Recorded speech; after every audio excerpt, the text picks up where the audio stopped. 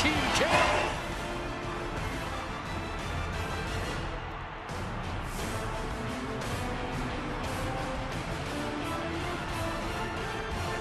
John Cornish, he's done for the night.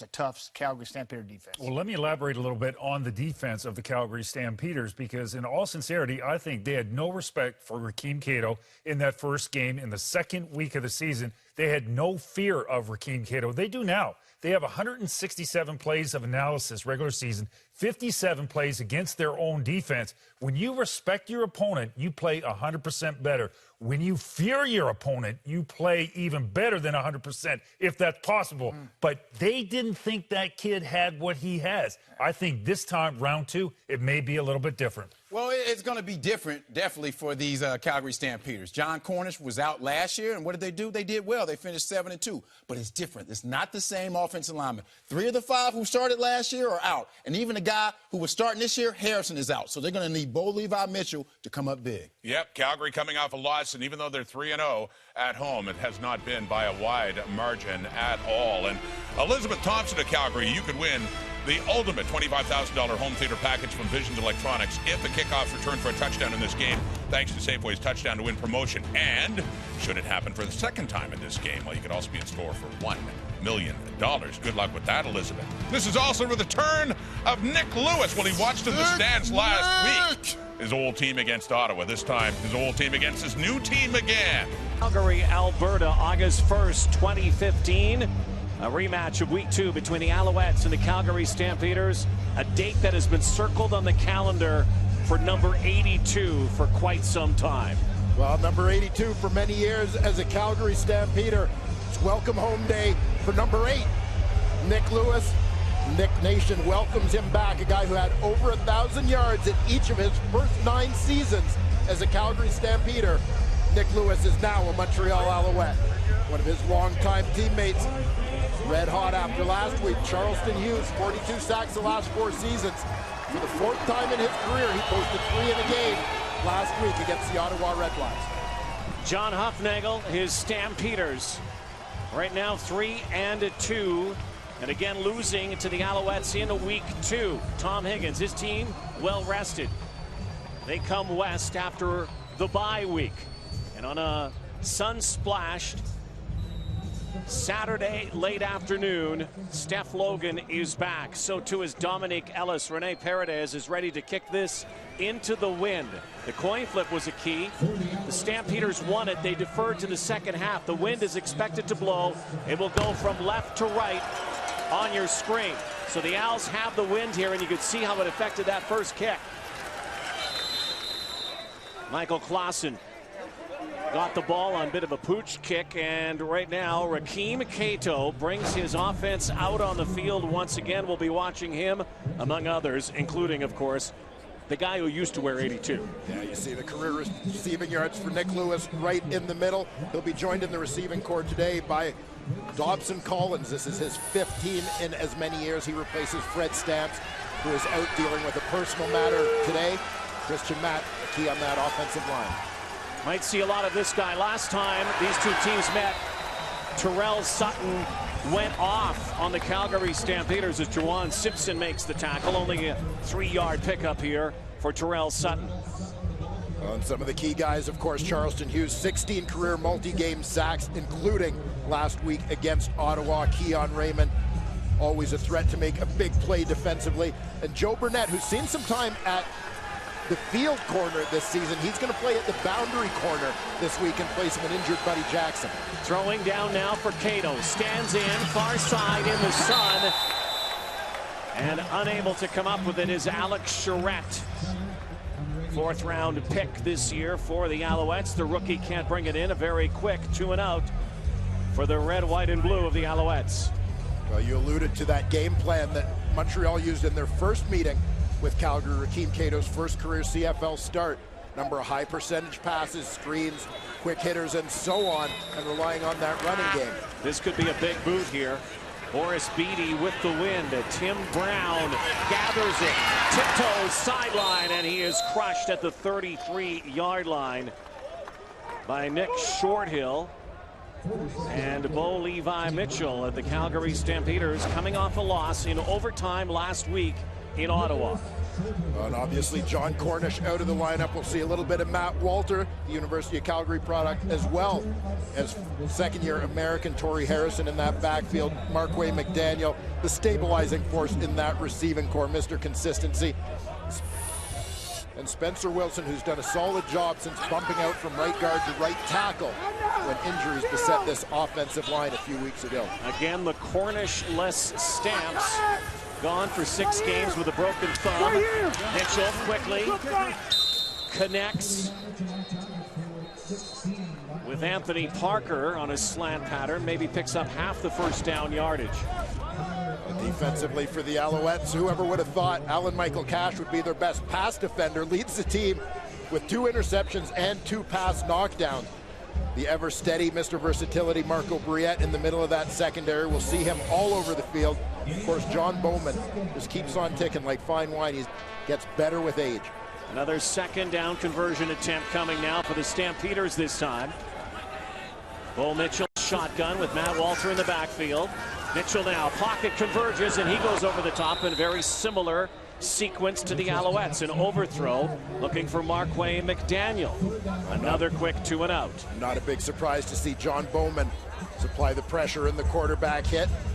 Bowman, a guy who leads all active CFLers in sacks, comes into this one with 87 career quarterback sacks. Very interesting subplot. We have 2 speed burners as return men in Tim Brown, who you saw, and Steph Logan, both former BC Lions. That was dangerously close to getting blocked. There is no flag on the play. They did not get to Rob Maver. And Logan kicking it outside now on a 50-yard kick. There he goes, high-stepping. And Steph Logan, a nice return, went about 50 yards across the width of the field and brought it up near the 48-yard line. Well, he's back. 11 seasons in Calgary, 70 touchdowns. One of the greatest as a Stampeder, now a Montreal Alouette. 82, turns 8, comes home. So many ways he was the Calgary Stampeders inside receiver. Nick Lewis, whether he was high-stepping over people or running over people, number 82. Had a lot of touchdowns, a lot of yards, and a lot of nicknames. No shortage of any of the above. He was Mr. Calgary Stampeder for 11 years. Now a Montreal Alouette. Owls bring their offense back on the field. Terrell Sutton, 134 yards against Calgary in his first meeting. And there's Nick Lewis on the sideline. He'll come into the huddle now. Again, switched from 82 to number 8. 82 was taken, and Montreal decided that it was time for a change, as it was time for a change, he felt, after last season as he left Calgary as a Grey Cup champion. Tight formation here, 2nd and 6. You see Lewis on the line. 3 receivers right there. Cato going outside to S.J. Green. S.J. Green still in bounds. Still in bounds. S.J. Green down near the 35-yard line. And another great connection from Cato to S.J. Green, and not a good job of tackling on the far side of the field by the Stampeders. Instant chemistry between these two guys. Green is the one guy who lines up away from the cluster, able to use that waggle, get a little bit of depth. Stamps provided a big cushion. Missed tackle there allows Green to move the chains. Fred Bennett missed him. And S.J. Green, who is known for those yak yards. S.J. Green is down on one knee after that play. Montreal Alouette team who does not have Fred Stamps in the lineup today, dealing with some personal issues and family matters, so he has the week off back home in Louisiana.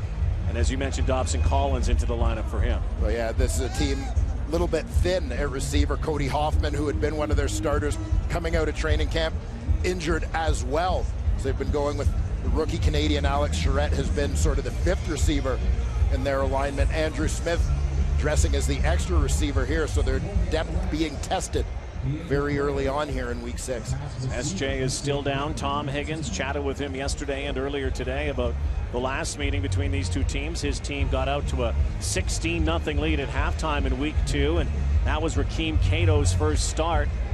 An impressive one as Montreal knocked off the defending Grey Cup champions.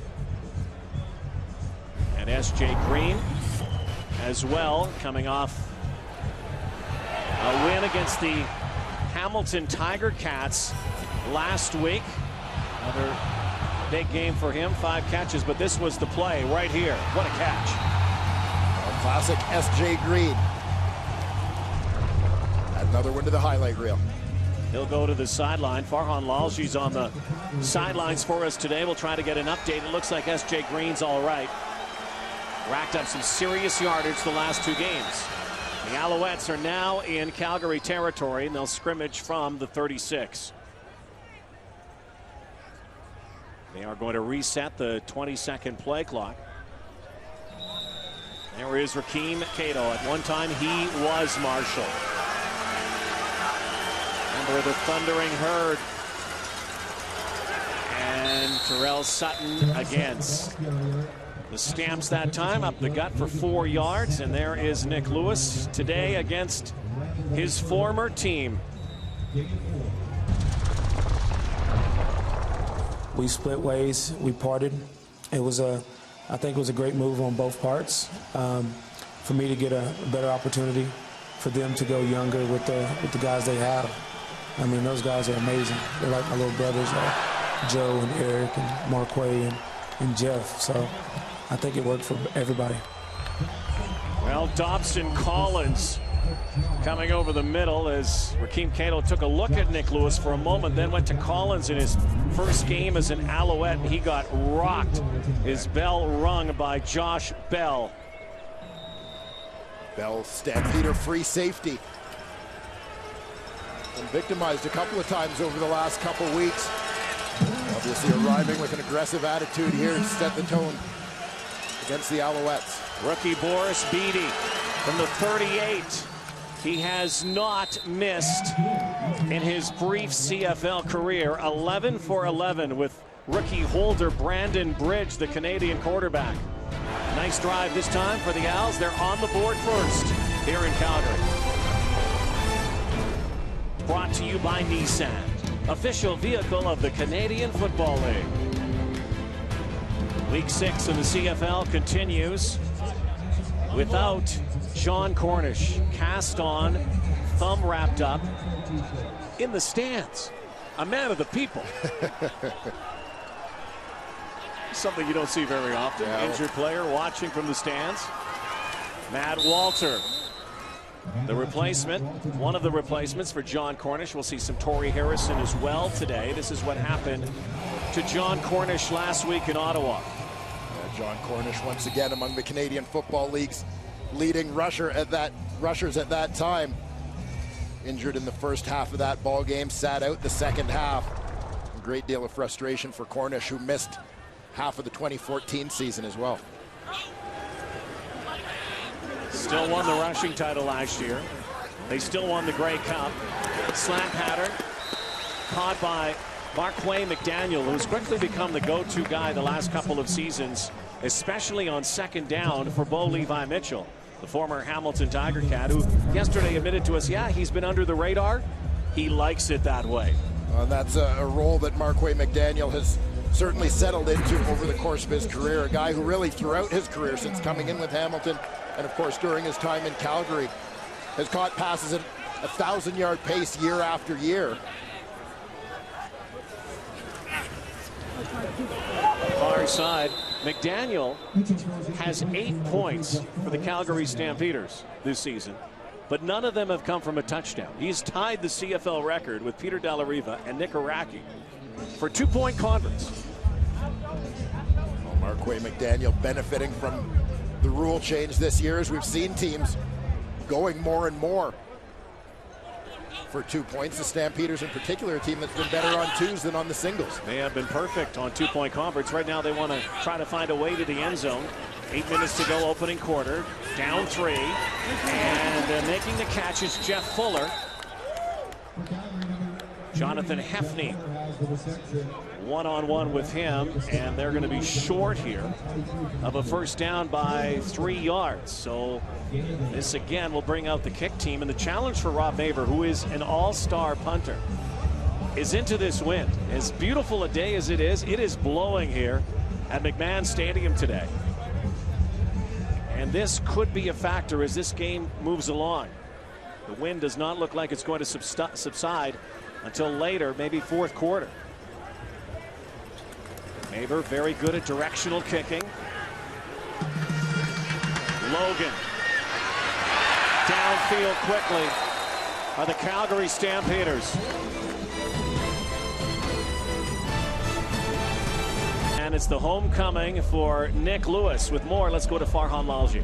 Guys, when the Owls had their bye week, Nick Lewis didn't go home to Texas. He came here because in many ways this is home. In fact, for tonight's homecoming, his father and brother are here to watch that. There's also a group of fans called Nick Lewis Nation. They used to have a tailgate before every home game when Nick was a Stampeder. Well, they had the tailgate today. And the name of, or the guest of honor, the namesake for that, was also there about 3 hours before game time watching, becoming a man of the people, staying with his fans. You know, in the Grey Cup last year, Lewis knew that was his final game with the Stampeders. He wasn't sure if it was the final game of his career, though, because of the injuries that he's had for the previous 2 years. He said about 2 months into the postseason, he wound up being able to work out for consecutive days without pain. At that point, he knew he had a chance, and when Jim Pop called, he jumped at the opportunity.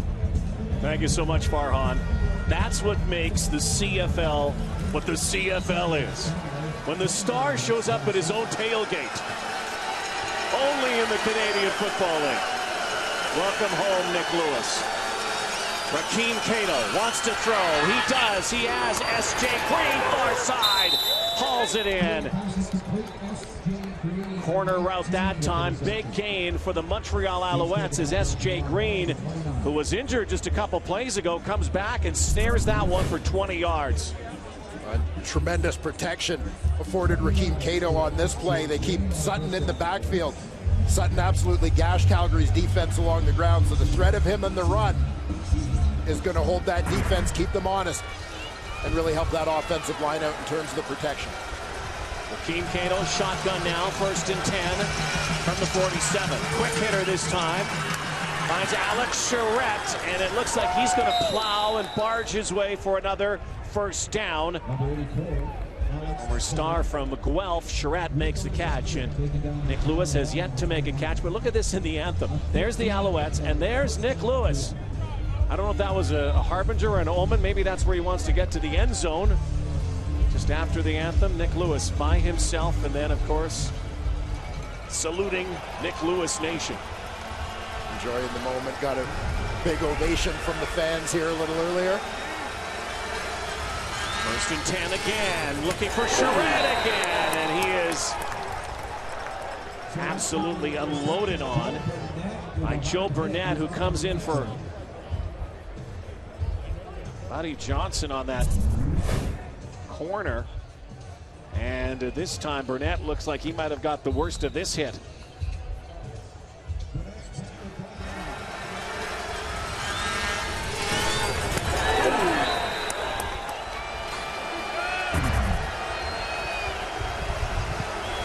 It's second and 11, loss of 1. Cato, strong arm, open man, touchdown S.J. Green on a rocket from Rakeem Cato.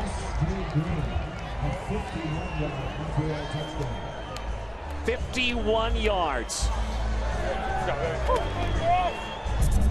What a delivery from the rookie quarterback. Well, Cato zoned in on this one all the way. You can see he's watching S.J. Green down the seam. Quick move at the line and then gets a step. Beating Brandon Smith to the inside. Never breaking stride.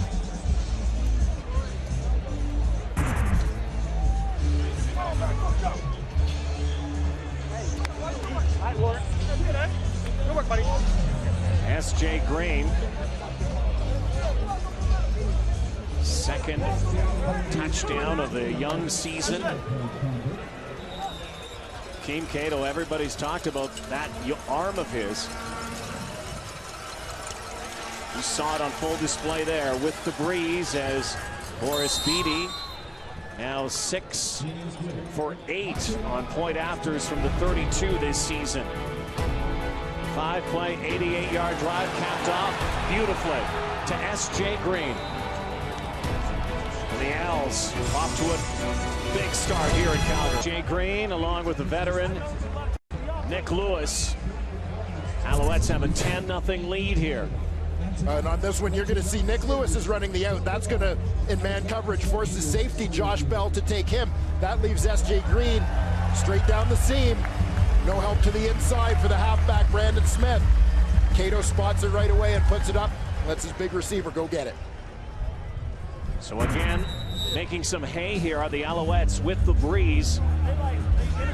4.5 to go in this first quarter. Calgary Stampeders, the defending champions in the CFL, have had rough starts to games. They've trailed after one quarter in 4 of the 5 games. Their lone lead was last week against Ottawa, and they still lost the game. Look at that boot. Practically out of the stadium. We've seen that before. We've seen that before. Comes into this game averaging over 71 yards on kickoffs. You and I were introduced to Boris Beatty a few years ago covering CIS football when he played with the Laval Rouge et Or. Vanier Cup when he was trying to, wasn't even trying, he was, during practice, hitting the score clock at BC Place Stadium, punting it there, and people thought, well, it could happen in the game. It could happen in a game with this guy, the way they're especially hanging punts up high. I'm not sure about this speaker here that they have at McMahon Stadium, but Boris Beatty, rest assured, thunderous leg. Matt Walter is met with a handful of Alouettes up the middle, and Walter again, as he did last year, filling in for the injured John Cornish, and did an admirable job last season. Stamps went 7-2 without Cornish in the 9 games he missed. Well, Matt Walter now in his 4th year with the Calgary Stampeders, originally drafted in 2011, a guy who's played all his football here in the city of Calgary, from high school, university, all the way up. He's ready for this opportunity to be the go-to guy in the backfield. 2nd and 6. Mitchell hanging in and rocked is Eric Rogers. Mitchell White supplying the lick. Looked like Rogers had it in his grasp, and that hit knocked the football out.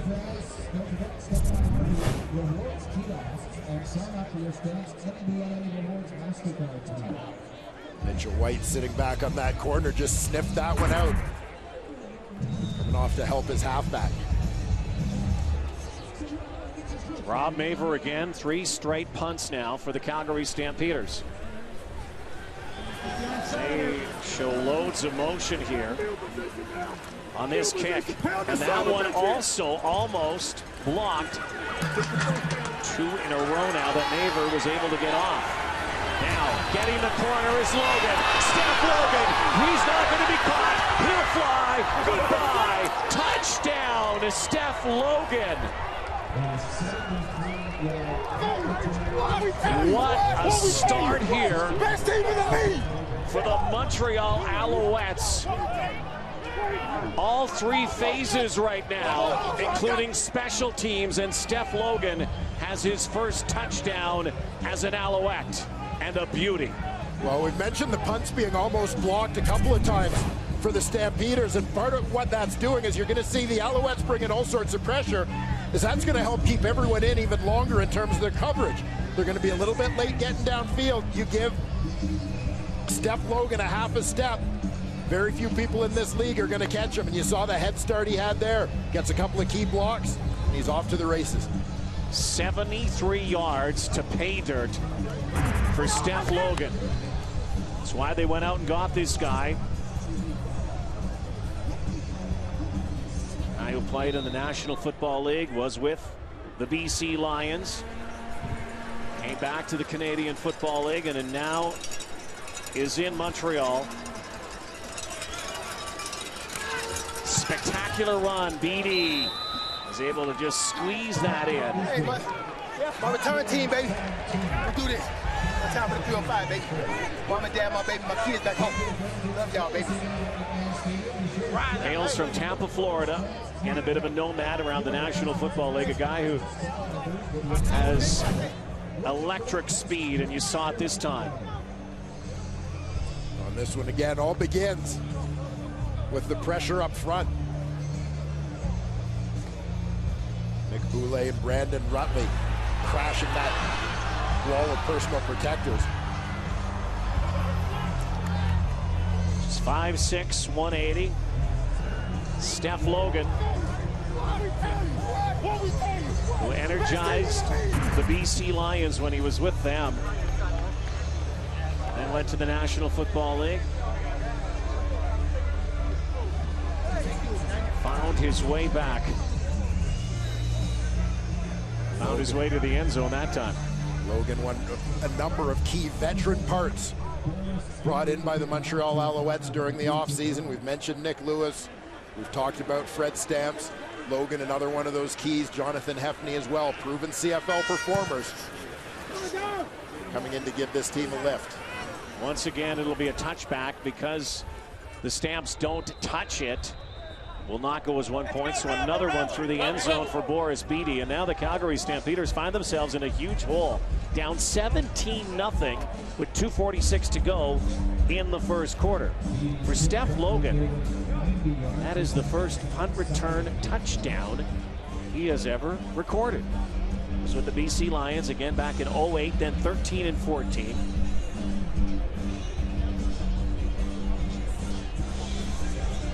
And the 71-yarder gives the Owls a huge lead early on here. Almost a feeling of shock and dismay here from the Stampeder faithful. They can't believe it. I think for so many who felt that the Alouettes win over Calgary and Montreal a few weeks ago, it's been a little bit of a case of beginner's luck for Rakeem Cato and the Montreal Alouettes. I think they're realizing just how competitive a team these Owls are. Well, the Owls had a 16-0 lead back in week 2 and then went to victory. And now Bo Levi Mitchell and his Stampeders, again, notoriously slow starters in this early season. And also without their main weapon, John Cornish. Matt Walter is gobbled up. Gabriel Napton, Marc-Olivier Brouillette, and also Michael Clausen. So again, a second down and a throwing down for the Stampeders. Stampeder team that on the offensive side of the ball has been hit so hard by injuries. Cornish just the latest, a team that's missing its 2 starting offensive tackles. Bull is swarmed and sacked by Gabriel Napton. Bad to worse here for the Stampeders in this first quarter.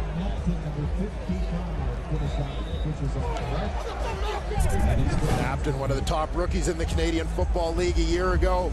He's just going to come from his traditional defensive end spot, only rushing 5. Just beating the man up. He's got that bull rush going on Spencer Wilson. Calgary team that has fallen victim to 13 sacks already. They usually lead the CFL in sacks allowed, protecting their quarterback, but right now they are near the bottom of the CFL, and that thin offensive line right now because of injury. Can he do it again? Not this time. 46-yard kick they get to Steph Logan. Well, week 6 in the CFL will continue on Monday, Holiday Monday in Ontario. The Argonauts and Tiger Cats Battle of Ontario. 2 teams finally get home. And the first home game for the Ticats at Tim Hortons Field, which apparently is SRO, sold right out. Major foul, unnecessary roughness. Montreal number 35 after the play. 15 yards, first down.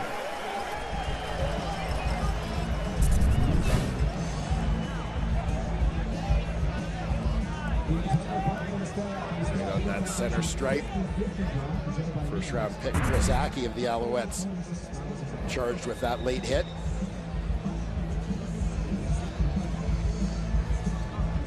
First penalty flag of this game comes with just a minute to go in the opening frame. It's been all Alouettes. Cato, on his 36, is going to throw again, is going deep again, and actually is finally brought down by Charleston Hughes. Looked to go long, and then Hughes was right there, the sack leader in the Canadian Football League. Fourth in the last 2 games for Charleston. Hughes came in tied for the lead. You see him right on the end of the line. Tied for the league lead with 5 coming into today's action.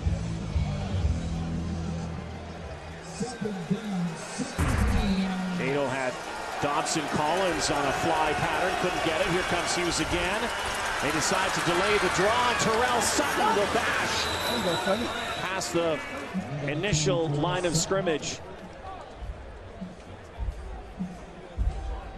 10-yard gain, but won't be good enough to move the sticks, and so Boris Beatty will have to come out and boot this away. Final play, barring penalty, of an Alouette-filled first quarter here in Calgary. Can another former BC Lion answer here? Tim Brown loses it. Look at this ball, down near the 1, finally into the end zone for a single point. 71-yard kick from Boris Beatty, but got a huge bounce there as well. 18-0 Alouettes. Nick Lewis's return. Nick hasn't done much yet, but his teammates have in so many ways. Huge Alouette first quarter here in Calgary. Visit Canada's Olympic Park, which Dwayne and I had a chance to do with our camera crew yesterday. We did a little skyline luging. Last week we were tandem bicycling to the park. We thought we'd do something a little different this week. Yeah, looking to mix things up a little bit. Any mode of transportation, planes, trains, automobiles, clearly not enough for us. Or perhaps even zip lining. Not too many guys, not too many dorks in suits on this thing. Yeah, there we were. Getting a chance to zip line off the old ski jump here at Canada's Olympic Park. That was a lot of fun. Oh, yeah. And then there you were, blasting by. Yeah, you notice always I have won, to be, right? Always have to be first, don't you? Well, that was a lot of fun. Visit Winsport, visit Canada's Olympic Park when you come to Calgary. What a lot of. This is how we got. This is how we got to the booth for today's. Yeah, not quite. Not quite. We should tell you, back to football. Yes. That last punt that went into the end zone for the single point has been taken away because there were too many men on the field, and so they're going to make the Montreal Alouettes punt again. Yeah, and a good start to this game, obviously, for the Montreal Alouettes. We talked a lot about what their game plan was the first time they faced Calgary. Rakeem Cato's first career CFL start. A very conservative approach. A lot of runs, a lot of high percentage passes in that game. We've seen the Alouettes here in a game where Cato has seen the Stamps defense before, Stamps defense has seen him before, and he's certainly looking a little bit more aggressive. You didn't sweat too much on that zip line with that suit. Always has to be first. Now Tim Brown will gather this in. Going to be much better this time for the Stampeders. Much better this time. And a penalty flag down, though. We'll have to see what the call is. If it negates a 22-yard return by Tim Brown, still a lot better than that last kick and giving up the single point. So let's see what happens to the Stampeders as we begin the second quarter. Calgary trailing 17-0.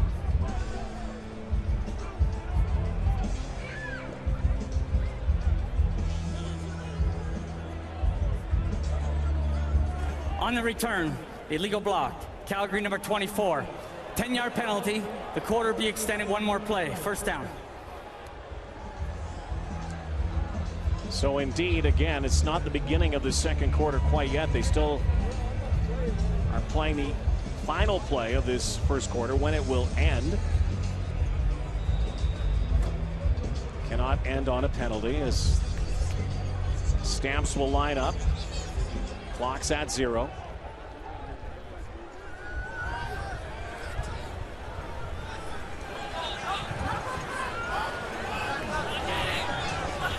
Four receivers right. And there's Fuller. Open space. Jeff Fuller is dragged down. First down. No penalty flag down, so that indeed is the final play of this first quarter. 23-yard pickup, biggest play offensively for the Stampeders inside Montreal territory. And the Stamps are going to go quads to the field. That leaves Jeff Fuller as the solo receiver into the boundary. You got man coverage. He's got half the field to get open, plenty of space. Working one-on-one against the corner, Jonathan Hefney. Nice quick hitter. Let the big fella run to move those chains. Only the second first down. So the teams change sides now, and we begin officially the second quarter. Bo Levi Mitchell and the Stampeders shut out in that opening frame. Talked about it yesterday, how the bullseye is on the Calgary Stampeders this year, and Bo had heard from John Huffnagel, said, hey, everybody goes after the champs. Be ready. Yeah, and there's no question about that. Defending champions, and a team that most had projected to repeat in the preseason prognostications. But it is a much closer CFL from top to bottom this year. Every game is going to be a battle. Play action. There's Rogers. Eric Rogers hit first by Winston Venable. Looks close to a first down, and he'll reset the downs for the Stampeders. Yeah, they were early season predictions that said that they would be on the top of the CFL, but nobody can predict injuries as Rogers takes this for a first down. The Stampeders looking for different ways to get the ball into the hands of Mr. Rogers, a guy who has been one of the busiest receivers in terms of both targets and catches in the early portion of the 2015 season. Torrey Harrison in the backfield will hang in for blocking help. Mitchell now to the end zone and making the catch.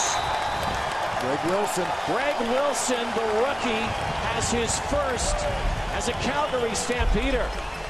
Wilson comes in for the injured Joe West. Former star at Fordham, had a great preseason.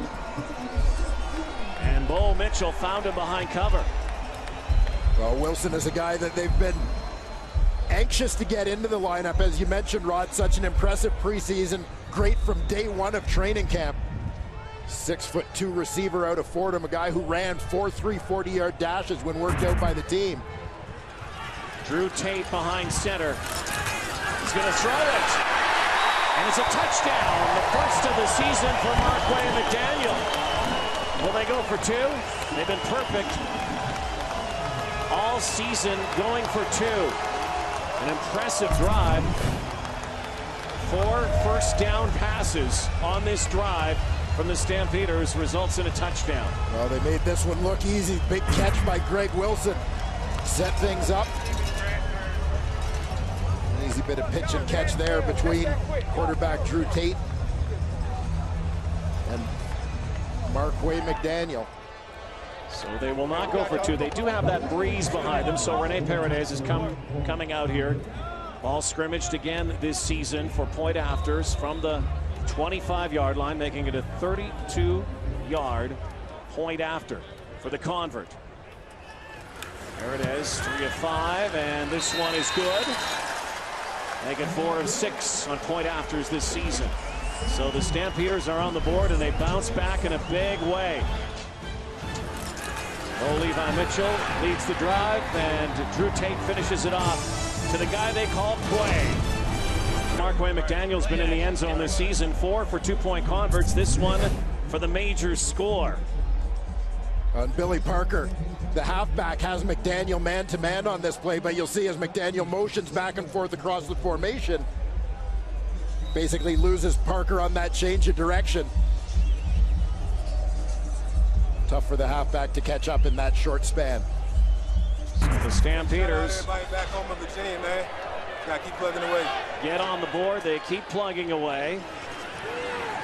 Steph Logan is going to try to see if this bounces right out of the end zone, and we might see a little more of that as the ball again sails through, and no point given up because Steph Logan did not touch that. Boy, an eventful game already, and the Stampeders have their crowd back into this as well.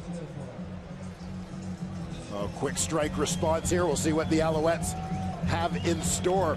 Rakeem Cato, 6 of 7 thus far in this game. Completed 80% of his passes in that Week 2 victory over the Stampeders. So following a similar path here thus far tonight. Well, the wind has been so far the X factor because all the points have been scored. Going from left to right on your screen. From north to south here, the wind. Cato play action. And to try to drop it in to Samuel Giguère. That was a dangerous toss. As the Stampeders came out gunning with their secondary. Well, let's go back to Week 2. Rakeem Cato's debut as an Alouette. An impressive one. 20 of 25, 3 TDs. As the Owls took it to the Stamps. Rakeem Cato has demonstrated early in his career that he's just one of those guys for whom the stage just never seems too big. He's 23 years old. He's in trouble, though. Oh, maybe not. Escapes. Cato now. Another move. Look at this. Rakeem Cato steps out of bounds. This is why Jim Pop, Tom Higgins, and the rest of the Alouettes brass loved him. He got 2. They're going to have to kick, but this absolutely avoided a sack. Well, we knew this was a part of Cato's game, but not a part we had seen a lot of during his short time here in the Canadian Football League. Under that sort of pressure to actually be able to turn it into a positive play. Boris Beatty, the ball floats in the air and bounces out of bounds. Good field position again. Stampeders with the breeze behind them. Levi Mitchell, 3 big passes on first down in that last drive. Needs more of that here. His team down, but certainly not out. Lots of football left. Saturday night in Calgary. Calgary, 17-7, Alouettes. The teams head to Quebec for their first ever face-off. The Amazing Race Canada, all new Wednesday at 9, 8 Central on CTV. Great day here in Calgary, Alberta. Hometown Stamps down 10. We're down 17. 17-7 here, early second quarter, and Levi Mitchell with the gale at his back. Again, all of the scoring so far has been with the wind. Mitchell now stepping up over the top, has his man. Once again, it's McDaniel. Huge gain here up near the 35-yard line, a 29-yard pickup. Again, the connection, Levi Mitchell and Marquay McDaniel. Well, a great pickup here. You see the left guard, Shane Bergman, popping out, coming to the right. to pick up John Bowman. That buys the time for Bo Levi Mitchell to step up and deliver that one down the pipe.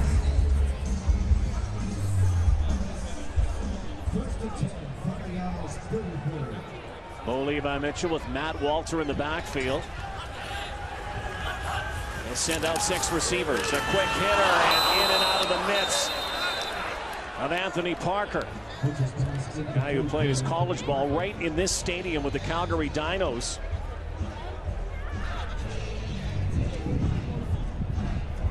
How's he like to have that one back? The Stamps had their share of issues with the drops last week. Jeff Fuller in particular. He's a guy that struggled in the Ottawa game. Certainly hoping to shake that here tonight. Fuller top of the screen. Parker at the bottom now in motion. Again, 6 receivers. Mitchell going end zone and caught! Mr. Rogers returns to his neighborhood. Another touchdown for Eric Rogers.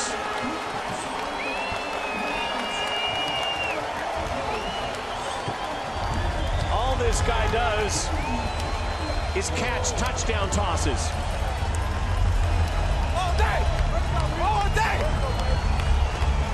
Great job tracking the football here over his shoulder. Bo Levi Mitchell drops it in here perfectly. Eric Rogers, his 5th touchdown here in 2015. To go along with a couple last year. Yes. The late season roster addition. 47 touchdowns in 8 career games.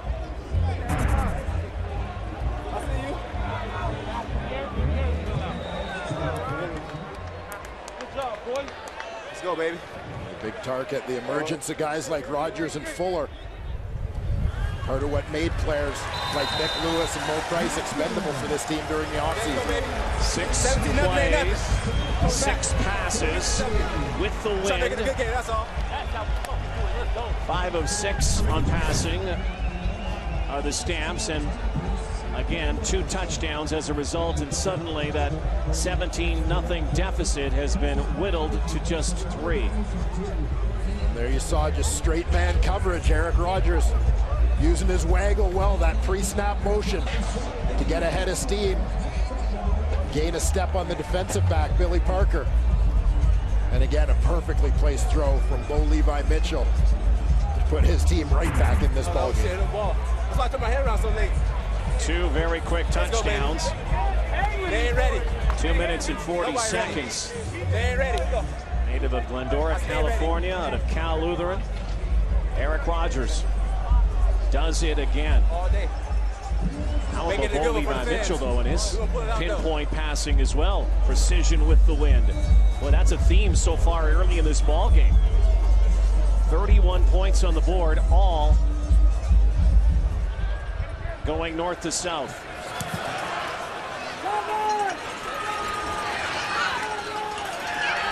Steph Logan, who returned a punt earlier. Tripped up. Adam Berger got him there at the 30-yard line, make that the 25. Where the Owls will bring their offense back on the field. We have a penalty flag, though, back at the 40. Yeah, it's going against Calgary. Time of the kick was this offside when they kicked the football. Here is Kim Murphy. Offside on the kickoff, Calgary. 5-yard penalty, will re-kick.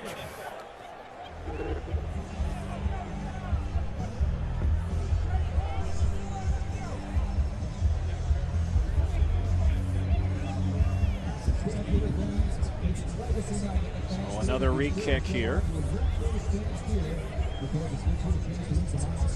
Mark Killam, the special teams coordinator.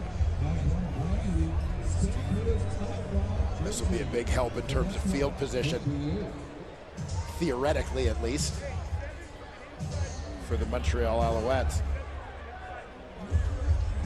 Tom Higgins complaining on the far side, said, did they take a timeout? Well, see, when you're the receiving team here, what you want is the ball to be kicked quickly, because you've got a bunch of guys that are gassed from sprinting down there, getting hit, and battling. It becomes an advantage to the return team to have tired guys covering. But Calgary, with their impromptu huddle there. Just circumvented that and maybe avoided a little bit of that issue. Well, they had an extra man out there, got him off quickly as well. So they'll redo this.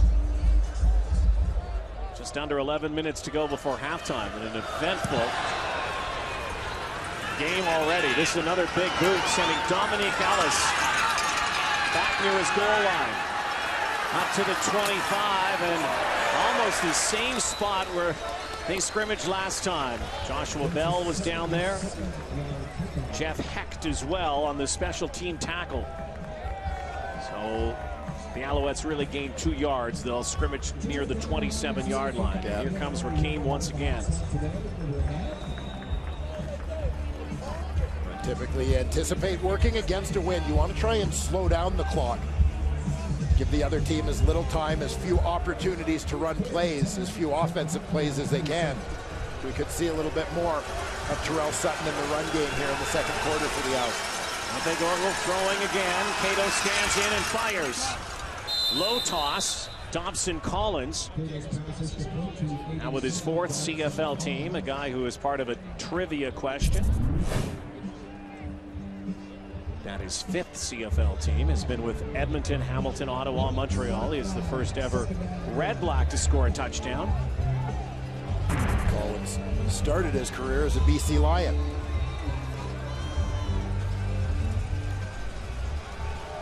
Second and short yardage, 2nd and 1.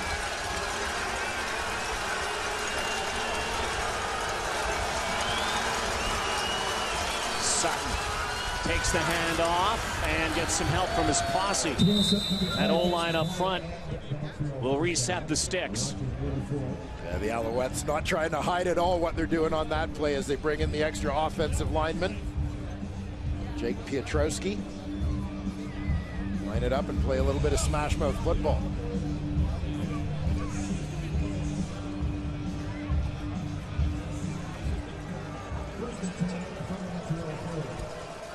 Now from the Montreal 40-yard line. Cato goes 1st and 10 with Sutton again. Bobbled football and almost picked off. And it was Dobson Collins. Far side was playing hot potato. Nearly intercepted.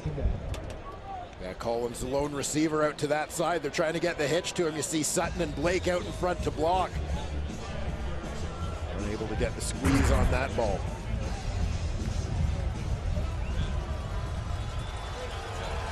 Now throwing down again. S.J. Green has been his go-to guy on 2nd down. 4-man rush. Cato now dances out and goes deep once again. This is way overthrown and it's picked off.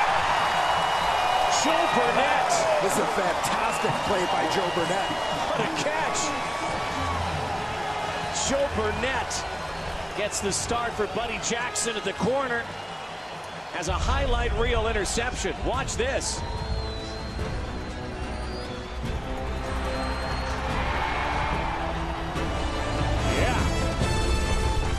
Joe Burnett, the former Edmonton Eskimo, making his first start as a Calgary Stampeder here today in place of an injured Buddy Jackson at corner. He's going deep with Sam Jaguar on this one. I'll tell you, Rakeem Cato looks like he's just taking a shot, and I think 23 of the 24 players on the field thought this one was just going to fall harmlessly to the turf. Joe Burnett says, I don't think so. Accelerates to the football, makes a terrific diving catch to gain possession for his team. The strange thing is, it was almost as good as a punt for Montreal, though. Think about it for a second. This is the deepest start for the Stampeders. Boris Beatty comes out against the wind. That ball might get to the 25 or 30. So it was probably in the realm of turnovers. Yeah. You'd label it as not one of the most harmful variety. Well, we'll see, though, if the Calgary Stampeders can make the Alouettes pay here. 2nd down and 7 from their 13. Scored on the last 2 possessions. Mitchell in trouble. Sacked. Second time of the afternoon that Bo Levi Mitchell is buried. Or the Irvin. Well, mixing up the looks here, you see the three traditional D linemen on the line. The fourth guy, Gabriel Napton, lines up off. He and Kyler Ellsworth also going to come on this play. Still just rushing 5, but given a different look that seems to create some issues for the Calgary Stampeders at the line of scrimmage. So Rob Maver now will launch from near his goal line this time. Steph Logan is back near his 50. Maver has the breeze, though. Look at this kick sail. Logan gets a big block here. And another. Look out. There's a penalty. This is likely coming back as Steph Logan brings it close to the 20-yard line. Logan had the corner, and then there was what appeared to be an illegal block downfield for the Alouettes. So this will come back and take away a 43-yard return. On the return, illegal block. Montreal number 32. 10-yard penalty, first down.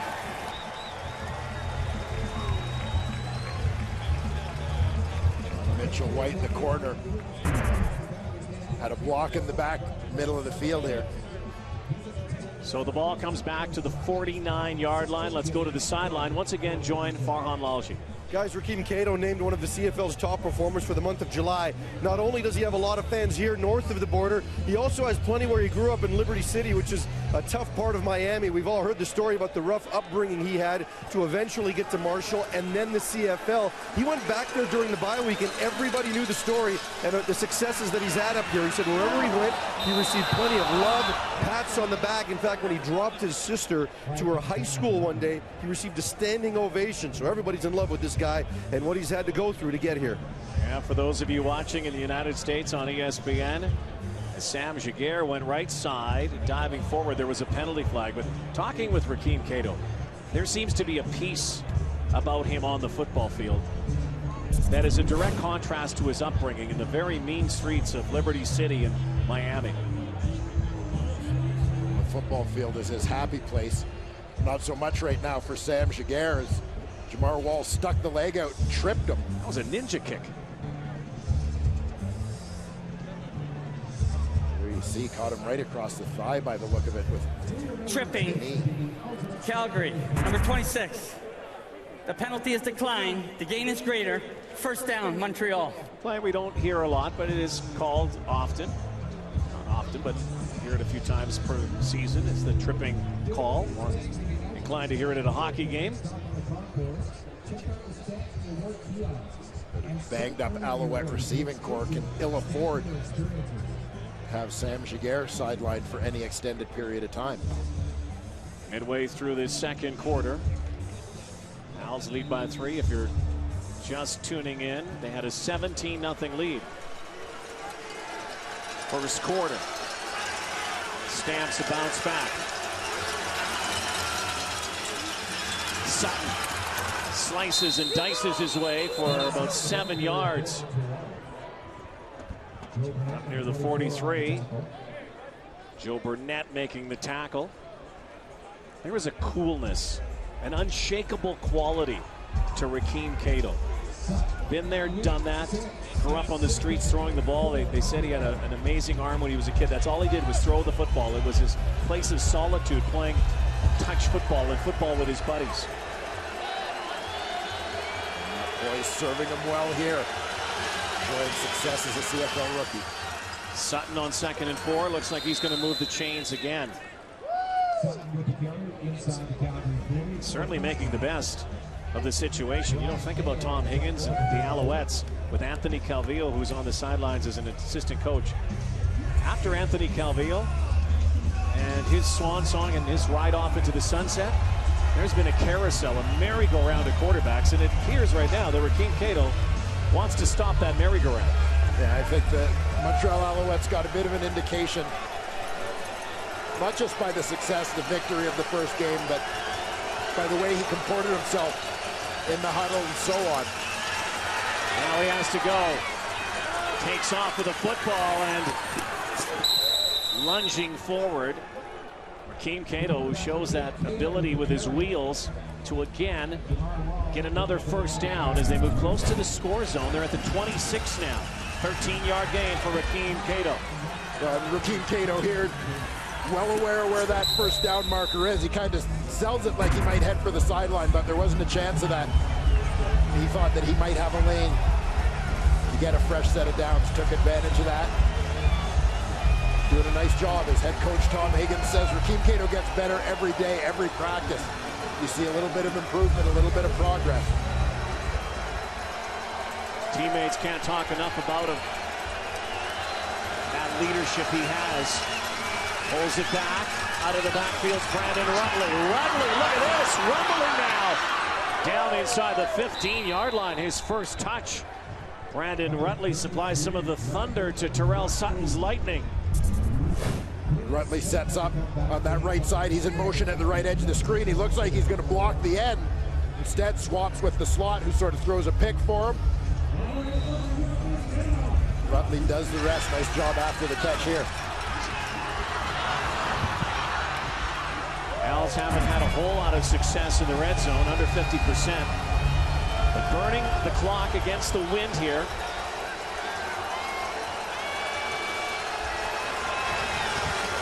Cato now rolls back foot, looking for Giguère. Still have not gone Nick Lewis's way. He's been in the lineup. Again, nobody has scored to this end zone yet.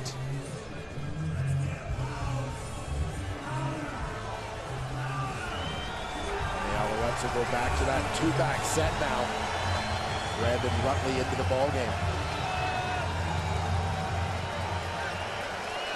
2nd and 10. They can get down to the 2 and go 1st and goal, or they can just go for the end zone. Cato now with a rush to Rutley. And Rutley is tackled by Jerome Mayo. And short of a first down.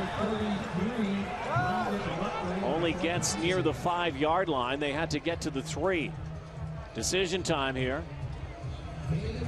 And Tom Higgins will think about it a little more, because it's time for the 3-minute warning issued to both sidelines.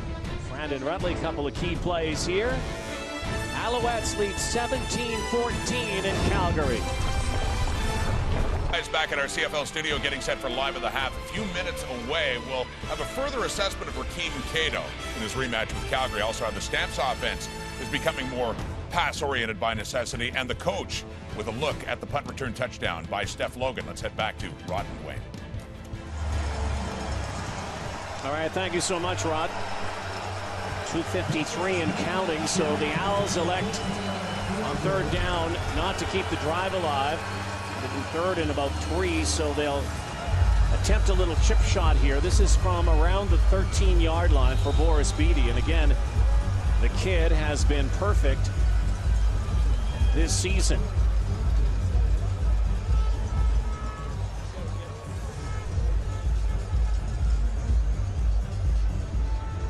Looks like a penalty. They'll move them back here.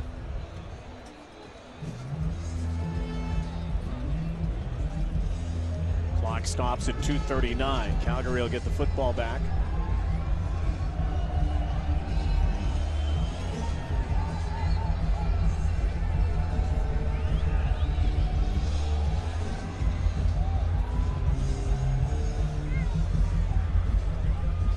John Huffnagel saying move them back. Time count violation. Montreal. It's a 10-yard penalty. Remains 3rd down.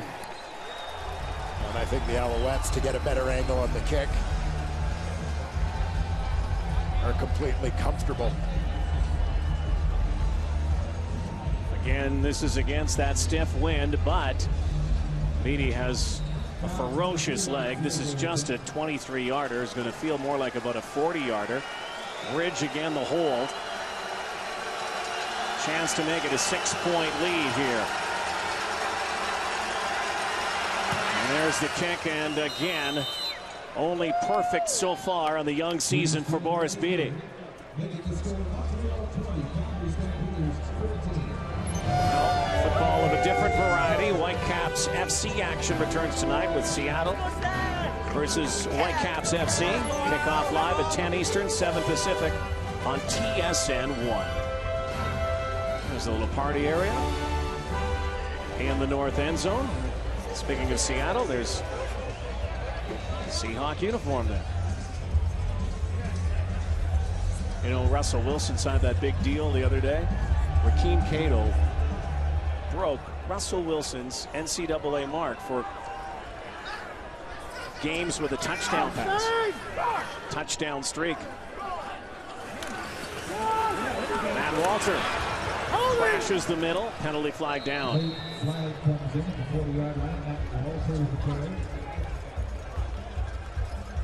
We haven't seen a ton of Matt Walter. Holding Calgary, number 63. 10-yard penalty, remains first down.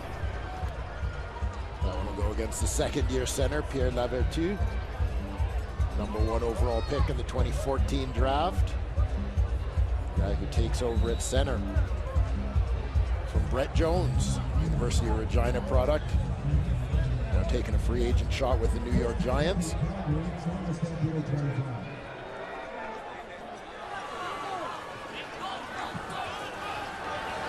Again, an offensive line that's been decimated. Patchwork, all the injuries, and the play clock had come down to 0. So a time count violation against the Stamps. That's a loss of down. Calgary, 19. The penalty is loss of down. It'll be second down. There's Dave Dickinson, offensive coordinator, coach in waiting. The guy who's going in the Canadian Football Hall of Fame this year. A very well-deserved honor for Dave, longtime Stampeder and BC Lions quarterback. He's going to be honored at halftime. It's legacy night here tonight. Now Bo Levi Mitchell. Long toss.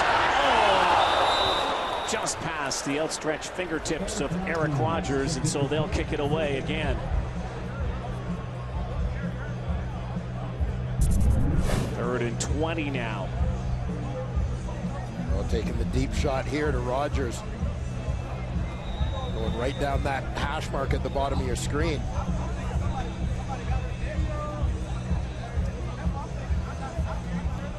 A lot of concern on the field right now for the Calgary Stampeders is their left tackle, Gary Williams. Came up from that play clutching his right arm. Williams replacing Edwin Harrison.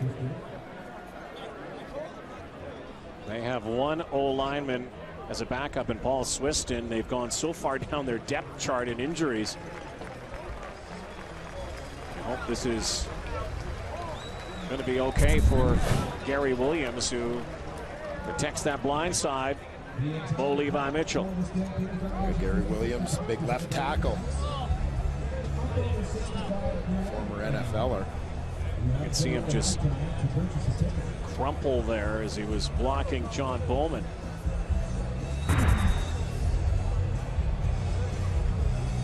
Torqued that elbow or forearm.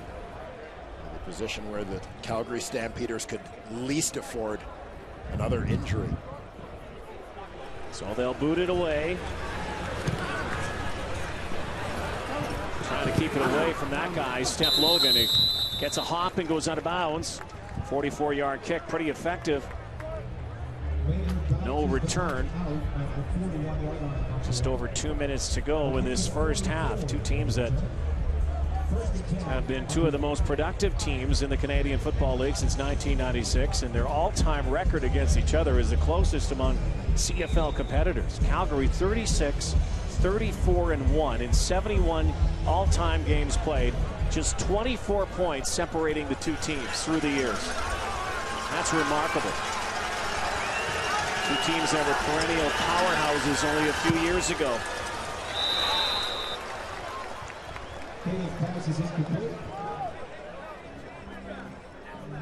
Since 1996, they have also John Huffnagel, who came in as well, changed things. Wally Buono before him. Montreal has a bit of an advantage here. Those two teams have the most wins since that time. Yeah, the return of the Montreal Alouettes. Born out of the Baltimore Stallions in 1996. Here's Cato again. Here's the rush. He has to go. Rakeem Cato wisely goes down. Keon Raymond was keying on Cato. He may have had a quick window that opened up there to Dobson Collins on the end, but quickly closed down by the pressure. Had no passing lane, forced to pull that one down. So another opportunity here for the Stampeders to put some more points on, maybe even take the lead before halftime.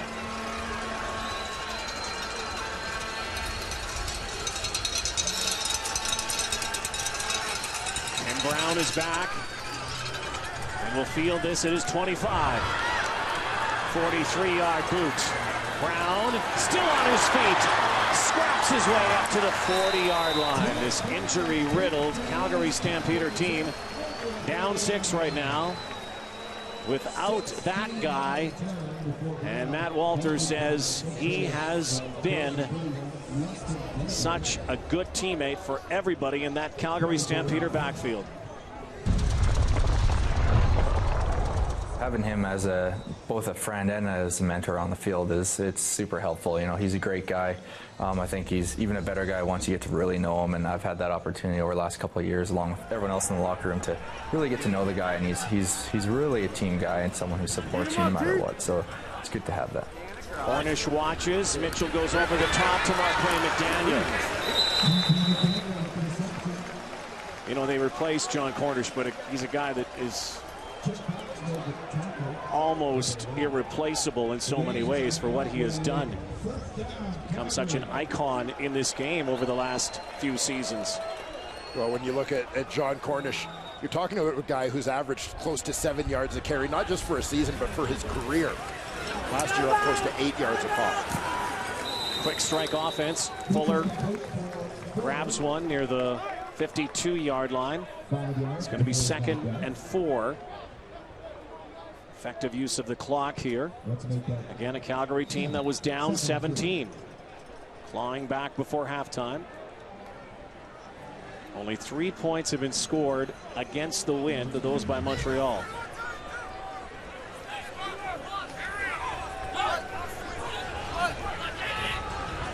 They load up the blocks. Here come the Alouettes on the blitz. Penalty flag.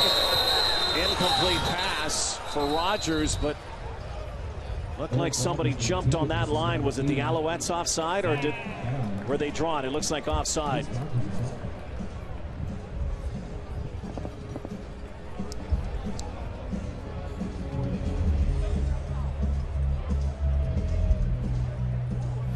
Offside.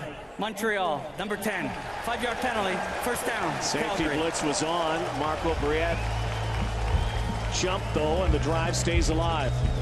Well, no surprise with an even more mixed up Calgary offensive line right now, as their 6th man, Paul Swiston, is into the lineup. He's in at guard. Brad Erdos bumps out to right tackle. Spencer Wilson flips to left. No surprise to see the Owls bring even more heat. Near side, Anthony Parker hangs on. Bumped out of bounds after a pickup of about 6 or 7. This is not good news for the Calgary Stampeders. Already a plug-and-play offensive line. Missing so many key personnel. And the Stampeders do have a little bit more depth with former BC Lion Andre Ramsey, another American tackle, on their practice roster, but that's not going to help them in this game. And if they get hurt, another old lineman goes down. They have to go to the other side of the ball to bring someone across the line. Swinging it out for Torrey Harrison, his first touch. Put the brakes on. And he's going to be very close with progression to that first down. This may require a measurement. Harrison looked like he was gaining some momentum as he was getting near that 42-yard line, and then skidded to a stop. Yeah, seemed to very suddenly hit a wall here. Just a little bubble screen type play with Harrison releasing from the backfield. Nice job by Mitchell White there, coming off his block to get in on the tackle. Sure, they got this. Let's set up a 3rd down. It will set up a 3rd down and inches. 3rd down. Gotta go. 1:25 to go. They'll bring the short yardage team out.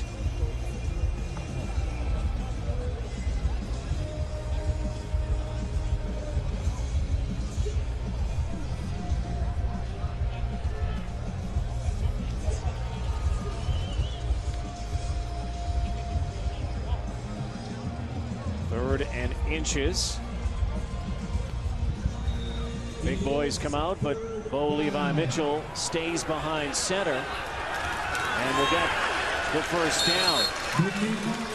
So they'll bring Drew Tate in there, but Bo stays in. This first half has really been the tale of two sides of the field, has it not? Well, we noticed that win before this ball game, recognizing that it would be a factor. It has in a huge way. Seems to be picking up as the game goes on. 1st and 10 from the 36. Mitchell now out of the pocket. Off his back foot. Close to the red zone. Drop there. Bo Levi Mitchell threads one in for a 14-yard pickup.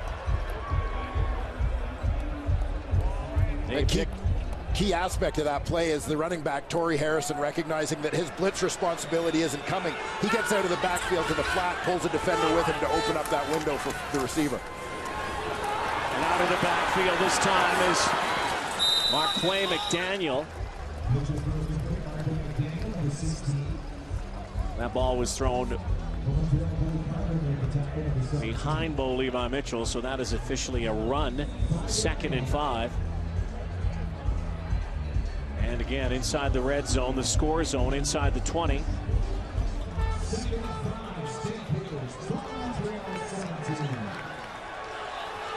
Ninth play of this drive coming up. 30 seconds to go before halftime. Out of the backfield is Harrison has the first down. Bashes for more. Torrey Harrison into the lineup, a guy who played in the NFL. Also the UFL, the IFL, now in the CFL. They're down near the 10-yard line. There was a penalty flag as well. After the play, objectional conduct, Calgary number 34. It's a 10-yard penalty, first down. So he got the first down, but brings it back 10. Throwing the football after the play, Torrey Harrison of Southern Mississippi. Throws it at the Alouettes and gets penalized for that. You have a quizzical look on your face there, Mr. Ford. Cannot hide. Well, your lion eyes. I can't judge intent from up here, but there are times when it looks obvious that a guy's taunting the opposition, and other times where it's not so apparent.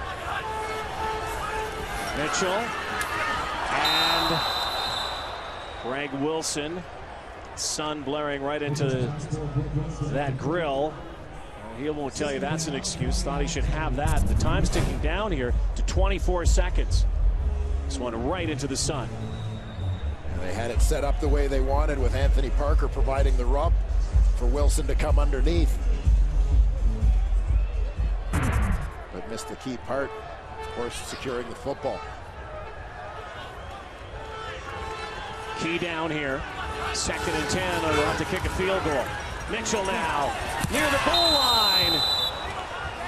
Eric Rogers can't hang on. So all of that. Clock ticks down to 19 seconds, and Rene Paredes will come out for 3.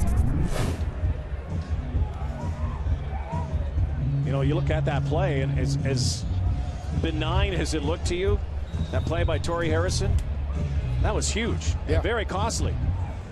All the dead ball fouls always seem to be the biggest drive killers of any penalty. Want to have the ball at the 10, and so Paredes boots it through, so it'll be a 3-point game, it looks like, heading to the locker room.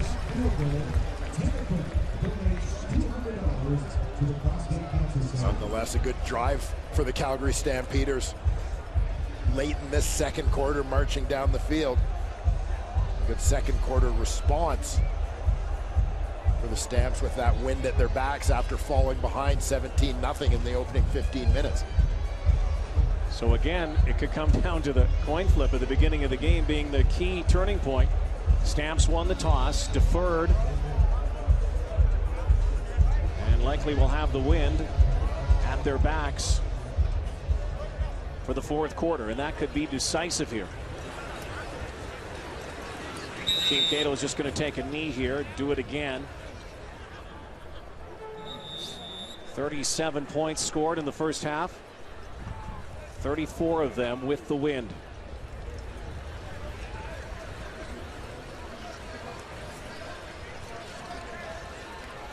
The way this game is trending out, might see more of that in the second half. Cato takes the knee. The Alouettes take the lead, 20-17 at the half at McMahon Stadium on Week 6 in the CFL tonight. Let's send it back to the studio and join Rod Smith. Thank you, Rod. And as you point out, a tale of two quarters in that first half because of the wind. A lot of that action going left to right on your viewing screen. We're about to do the same here with the panel of Milt Stiegel and Matt Dunnigan and Chris Schultz. And a lot of eyes to start this game on Alouette starting quarterback Rakeem Cato for what he did in Week 2 against the Stampeders. And a good start, as mentioned, special teams factoring in as well with the win in that first quarter. Schultz, how would you assess Cato so far? Well, pretty good first half of football and pretty good performance by Rakeem Cato, especially early in the game. You got to remember, this young man is 23 years old. Now, in this league, if you can't make all the throws, you can't play. This is from one hash all the way to the sidelines. Look at the accuracy. That is 41 yards. Here, throws the football so fast that the pursuit doesn't have a chance to catch up. Great decisive throw. And this one is very impressive. Trying to hit the receiver right in his hand so he doesn't even break stride. Man, that is nothing short of magnificent. When you can make those type of throws, that gives you great confidence in your receivers. The windows, the accuracy, velocity, the distance. The kid physically has a lot of talent, Matt. Absolutely. Boy, he's fun to watch. Yes. And, and it's little things, too, Chris, when you watch this kid play. And I was particularly drawn to an opportunity. It was just, it was off after kickoff. Boris Beatty's got a big leg. He kicked the ball out of the end zone and without the wind in his back. But here he kicks it to Kananaskis. And then what I saw was this. I saw Rakeem Cato on the football field, understand the situation. What happens the next series? Defense gets a 2-and-out. And then it's taken back to the house by Stefan Logan. The kid's aware. He's beyond his years in his thought process and his ability to assimilate all the information. And you heard Rod Smith talk about it. He said the kid's got a coolness about him and an unshakable quality. We saw that there in the first half. Yeah, absolutely did. And it looked like Montreal was going to run away with this game, as they did back in Montreal when it was 16-0 at the half. They had the 17-0 lead. Alouettes, though, with the wind, or Stampeders, excuse me, Milt, they come charging back. And what have you noticed about that offense with John Cornish hurt and with injuries on the offensive line? Well, the philosophy for this offense, it has to change. And unfortunately, John Cornish is out. And even more importantly, their offensive linemen. They just don't have enough elite quality offensive linemen to run the ball. So the focus has to be on Bo Levi Mitchell. 3 previous years, this offense has been ran through who? John Cornish. Now it's on Bo Levi Mitchell, evident by what they've done in the first half. 16 yards rushing. Bo Levi Mitchell has 203 yards passing. He's averaging like 255 yards a game. So they know, Dave Dixon, offensive coordinator, everyone knows that the offense has to be ran through Bo Levi Mitchell, regardless if they're going into the wind or if they're winning to their back. It has to be all about Bo Levi Mitchell and the passing game. Yeah, I mean, see another old lineman go down in Gary Williams as well. But your follow-up to Milt? Oh, it's huge. And, we talked about it. Ball game, coin toss. Yeah. Huge. And what do you do when you win the toss? Well, Calgary decides to defer. Montreal, they're going to say, you know what, we're going to try to get up on this team. And we're going to take the win and take the ball now. So Calgary gets the long quarters twice. It's the tough balance there, trying to find out what's best for a young quarterback. I agree with Montreal's choice to try to jump out and lead, which they did. Yeah, well, 34 points on the board, and that lead by the Alouettes, but 31 of those points being scored with the win. That much of a factor. Sure to be the same in the second half. Back with the coach, Paul Lapalisse, and more on that Logan punt return touchdown. Making sure you catch all the biggest moments of the season, the unbelievable catches, the hard-hitting tackles. You can watch them live as they happen or view them again and share with friends. Go to tsn.ca/CFL must-see. It is 20-17 at the half for Montreal. Back with the coach, Paul Lapalisse, in the GMC Coaches Playbook. Don't count on me for any math help. I said 34 points on the board. That would be 37 with 34 of them against the wind. So why don't you look at how 6 of those points for the Alouettes were scored in that punt return touchdown for Steph Logan? When you're on the road, you have got to get your special teams to help you win these road games, and certainly they did that with a 74-yard return by Logan. Watch what's happening here. Great blocking. Andrew Smith from Manitoba and Andrew Liu double team, and they're setting the double team for the field return. Then we get a great block on the perimeter, Andrew Smith again, and then we get a come around by Dominic Ellis, Sacramento State, and then a huge block on the backside. When you look at this again, Chris Aki's involved, and again, watch these big hits right there. Bang, bang, putting yourself in a position. These are all second-year special teams players that are helping the old man, Stephon Logan, get a huge return, and that's what you got to do. Love what the young special teams players are doing. Certainly one of the big plays of the first half. There was something else in the first half of coverage that caught your eye.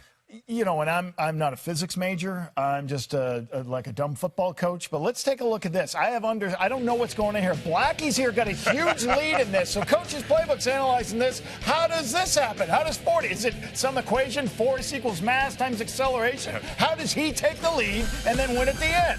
Like, I need somebody to call the coach and tell us what's going on with that physics. Yeah. Remember I said I couldn't help you with math? Can't help you with physics either. I could say the wind was at Dwayne's back, except for the fact that maybe the lunch truck was ready or going or something. Anyway, wind is a factor in all sorts of ways in this football game. We get more still to come here. CFL on TSN. Went from bad to worse for the Saskatchewan Roughriders last night in Edmonton, losing 30-5. The Riders fall to 0-6. Could change be coming in Riderville? Here's our insider Gary Lawless on the future of Corey Chamberlain. Saskatchewan Roughriders GM Brendan Taman is set to recommend the firing of head coach Corey Chamberlain. A senior Riders executive says Taman will meet with team president Craig Reynolds as early as Sunday to discuss the future direction of the team. Taman, says the source, would like to take advantage of an upcoming bye week to put an interim head coach in place for the remainder of the season. The Riders play the Argos in Toronto this week and then have a bye. If given the go-ahead, Taman would fire Chamberlain after the Argos game and then use the bye to install his new coach. It's unknown if Reynolds will allow Taman to put a plan in place to move forward or insist on the status quo. If Taman is told not to fire Chamberlain, senior Riders executives believe the Riders board will then wait and enact a major house cleaning at season's end, which would include the firing of Taman. The most obvious candidates for the interim head coaching position are former BC Lions head coach Mike Benavides and former Bombers head coach Paul Appolise. From our insider Gary Lawless. Now, as for this game, it is the Alouettes leading the Stamps by 3 at the half. Here's Schulte with the stats. Well, concern for the Calgary Stampeders is now they may have lost three offensive tackles. Evident, only 16 yards rushing the football. Priority for the Montreal Alouettes right there. They have the win to start the third quarter. They got to get some points with the win. Big return to McMahon for former Stampeder Nick Lewis back with his Alouettes. Here he is now with Farhan Lalji. Nick, just what were your emotions when you got that standing ovation when they played the tribute to you? It was good. It was good. You know, we still got work to do, but that was good. It was good that they did that, and I appreciate it. But my focus is winning the game. And how do you do that? I mean, you had a real good start in the first quarter, but second quarter they were able to get back into it. Got to get the flow of the offense back. We're taking too many shots downfield. We got to get the ball back to Suddy and make them work. Just make them work. I know you said the perfect game for you would have been 100 yards and 2 touchdowns and an Alouette win. You're going to talk to Rakeem at halftime about throwing a couple your way? Talk to him every day about throwing me the ball. Thanks, Nick. Good. Well, he had a touchdown against his old team back in Montreal in week 2. Alouettes have the 3-point lead in the wind in the third quarter. The Stamps will have it in the final quarter, trailing by 3 at the half. Cato, strong arm, open man, touchdown S.J. Green. Getting the corner is Logan. Steph Logan, he's not going to be caught. He'll fly. Goodbye. Touchdown to Steph Logan. Best team in the league. Mitchell going end zone and caught. Mr. Rogers returns. All day. In Calgary, Alberta, the hometown Stampeders down 3 to the Montreal Alouettes in this wind-aided game as we get ready for the second half. Here's Calgary quarterback Bo Levi Mitchell with Farhan Lalji. Bo, I know the breeze was a bit of a factor, but what was the biggest difference in your offense in the second quarter when you were really able to get it going? Guys just making plays. You know, instead of everybody looking at each other, waiting for somebody else to do it, when people got the ball, they started making plays, and that's the biggest thing. I know that you lost another offensive lineman, Gary Williams. Doesn't look like he'll be back in the second quarter. You've been through this before. How do you adjust? Man, just keep running our offense. I can't worry about the guys in front of me. I know they're going to do their jobs. They're prepared for it. You know, Swisson stepped in. He's been in the league for a little bit, so I know they'll do a great job. We'll just got to go out there and keep moving the ball. We get the ball first, so go out there and put some points up. Thanks, Paul. Yeah, thanks. Well, very interesting development. John Huffnagel and the Stampeders have elected to get the ball. Remember, they won the toss. They deferred. They elect to get the ball. They will take the wind in the third quarter, looking to pile up some points and hang on in the fourth. Yeah, and you typically expect a team, as we expected all along, to take that wind in the fourth quarter given the opportunity. But I suspect that the Calgary Stampeders feel like they have the momentum in this ball game right now based on what they did in that second quarter. And they want to try and stay on a roll and maybe build up enough of the lead that it forces Montreal into passing situations with a young quarterback in the fourth quarter. Well, we'll see how it transpires here. Second half is underway. Good low kick, line drive kick by Beatty to Tim Brown. Piling up the middle, and Brown churns his way, and a nice return up to the 42-yard line.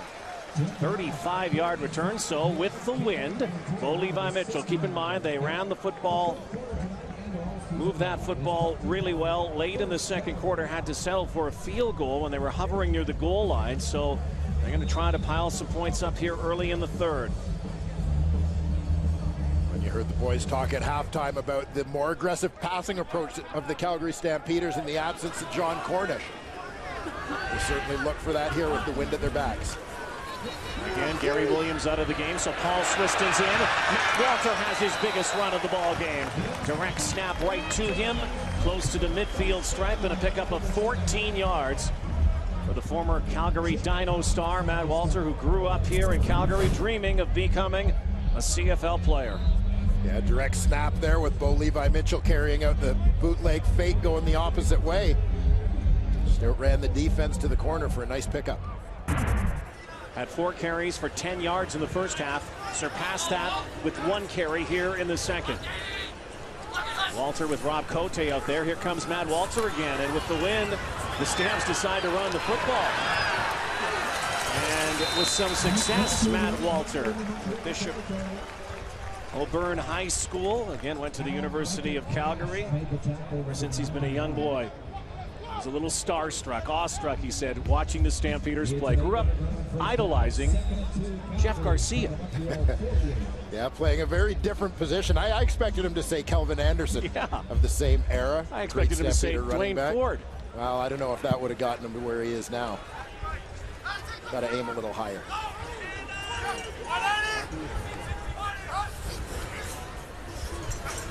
This time, Torrey Harrison runs the left side. Gabriel Napton chases him down, so a first down. So Harrison and Walter back and forth. Bryant Moniz, the third-string quarterback, in for that sequence. Yeah, unique play with using different personnel. Moniz, of course, there, but getting the 2 running backs on the field. That time, Matt Walter getting out in front with a key block for that sweep for Torrey Harrison coming from the slot. There's 14 out in front. He's got Chip Cox. What an interesting chess match. They run the ball 3 times in a row. Now go up Joe and touchdown. You're not catching Marquay McDaniel. He's got his second of the game. Run, run, run, run. Pass. Touchdown.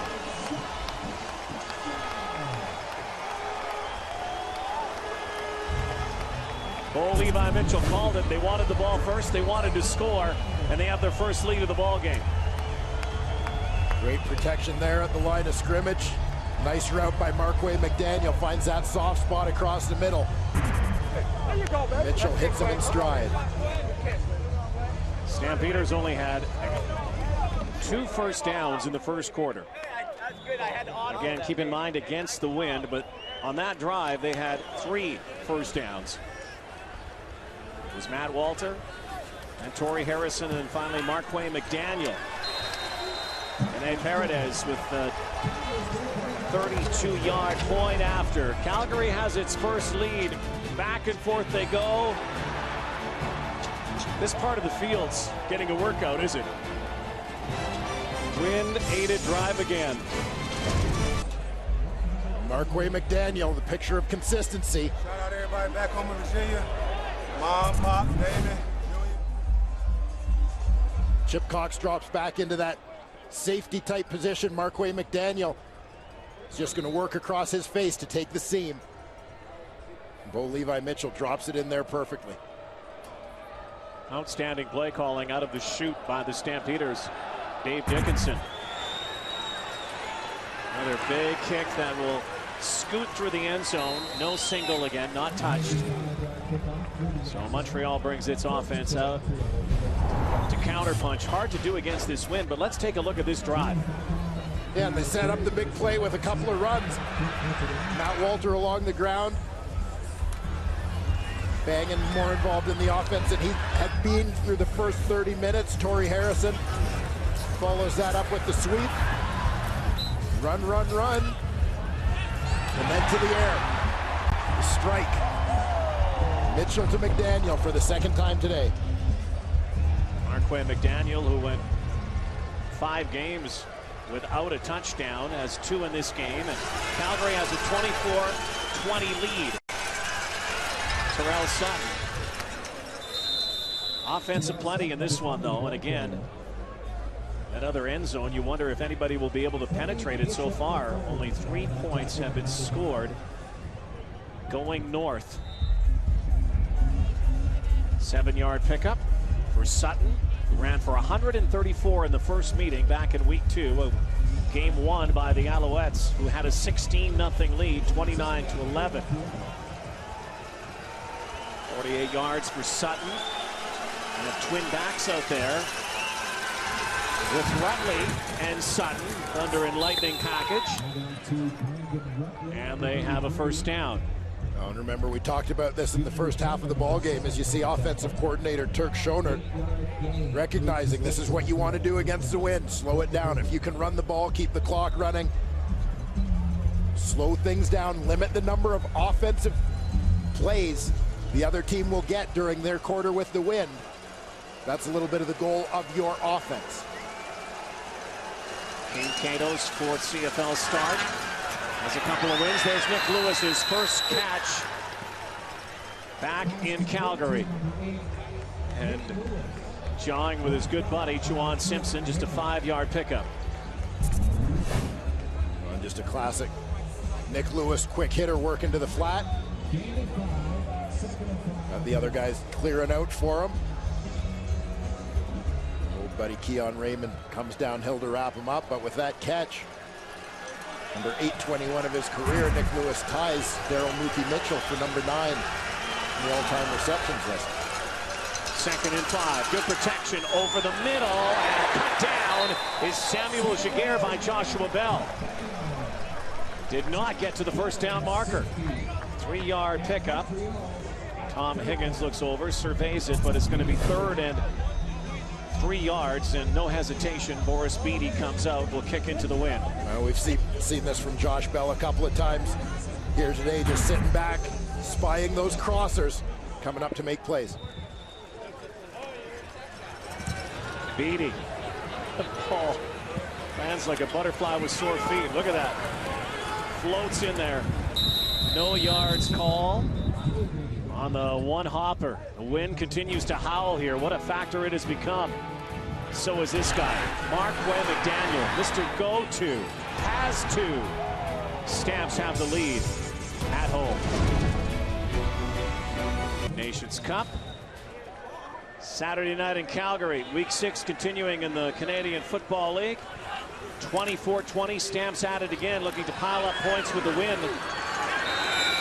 And they're going to have to do it without their left tackle, starting left tackle Gary Williams in a sling on the sideline.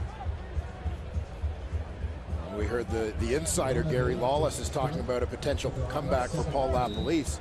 I think Schultze, former left tackle, may be in the studio doing push-ups as we speak. Yeah. Suddenly he's in demand again. He's always in demand. 2nd down and 2. Have to get to the 51-yard line. Handed off and stuffed is Matt Walter. Great play by Alan Michael Cash in the middle of that defense. Alouettes D comes up huge here, forcing the Stamps to boot it back. Cash from his defensive tackle spot. That A gap. Nice job shedding the block of Paul Swiston. Take down Matt Walter in the backfield.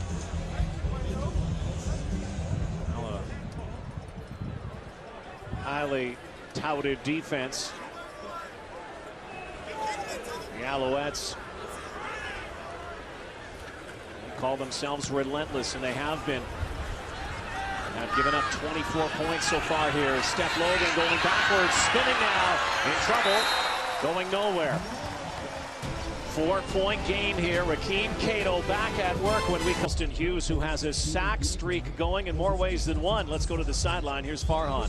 Yeah, Rod, Hughes is a guy that really loves to leave his mark on opposing quarterbacks, but he knows how to make sure that his fans look good, especially those following him on Twitter. A couple of days ago, he decided to take a couple of lucky ladies for a complete makeover at a place called Mad Pretty.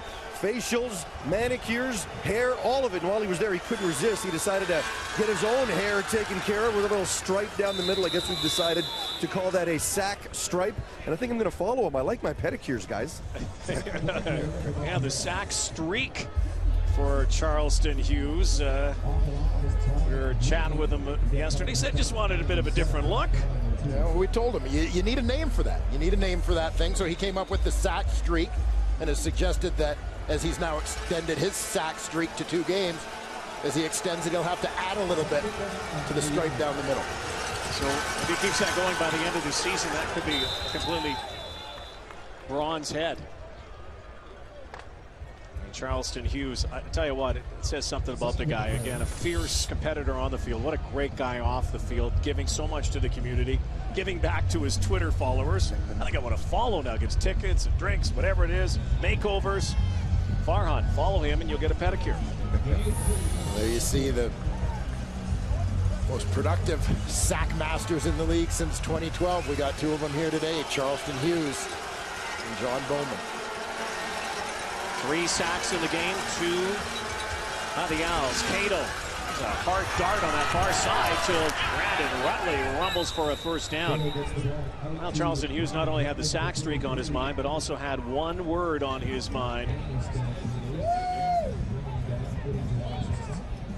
For the game, Calgary Sun, that's the word that they are using today. Revenge for week 2.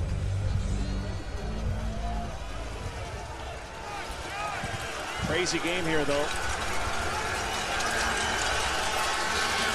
Midway through the 3rd quarter. Field definitely tilted with that wind blowing. Frank Beltre made the tackle there on Terrell Sutton. So the Owls hoping to burn a little time, I'm sure, in this 3rd quarter and get that wind in the 4th. Are you a little surprised by the decision by the Calgary Stampeders? Well, a little bit surprised. You heard Matty talk about it a little bit at halftime, typically wanting those long quarters, 2nd and 4th, with the wind at your back. But I do believe this is a little bit about momentum. Cato ducks it and takes it. Look at that juke. What a fake. Shoulder fake by Rakeem Cato. And he'll move the sticks again. Right at the first down marker. Cato gets out and running again. Yeah, he's impressed a couple of times today with that scrambling ability. As I said, we knew he had it. We just hadn't seen it on display a whole lot here in his brief Canadian Football League career, but he's kept drives alive, moving the chains with some of those rushes. Not the biggest guy. Again, a star at Marshall, star in high school, won championships. Look at this reverse. Brandon Rutley now with help from Nick Lewis on the far side. And they run the football. Been some heavy collisions downfield. Josh Bell's been in the middle of them. And look at he and Brandon Rutley exchanging some pleasantries. That's football. And here you've got Nick Lewis coming on the lead block. Nice job to take Brandon Smith out of the play.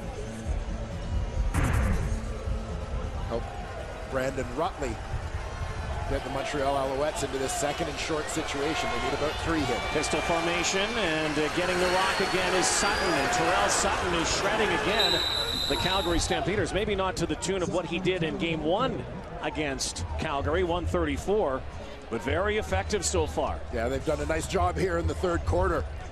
4-minute drive going here thus far, but a nice job leaning on that run game a little bit. Drive started at their own 13-yard line. Picked up 4 first downs along the way. And this is the 8th play of the drive. Little tight formation this time for Cato. Keep it on the ground. They're pounding the ground here. Bit of irony in the air with that, of course, with John Cornish unable to play in this game. Something you would think the Calgary Stampeders normally would do, and they call to the sideline, the Stamps do, but no. Teron Mayo's getting up. Frank Beltre was calling for assistance, but Mayo's okay. So it's going to be second down here. We're an Alouette team that has seemingly found its guy in Rakeem Cato. Well, he's certainly done nothing, particularly as a young quarterback, to dispel the idea that he deserves a chance to continue playing. He comes out chucking this time. And now in pursuit. Off his back leg, tosses it in to Dobson Collins. Collins fumbled the football. He fumbled the ball. And the Calgary Stampeders have it.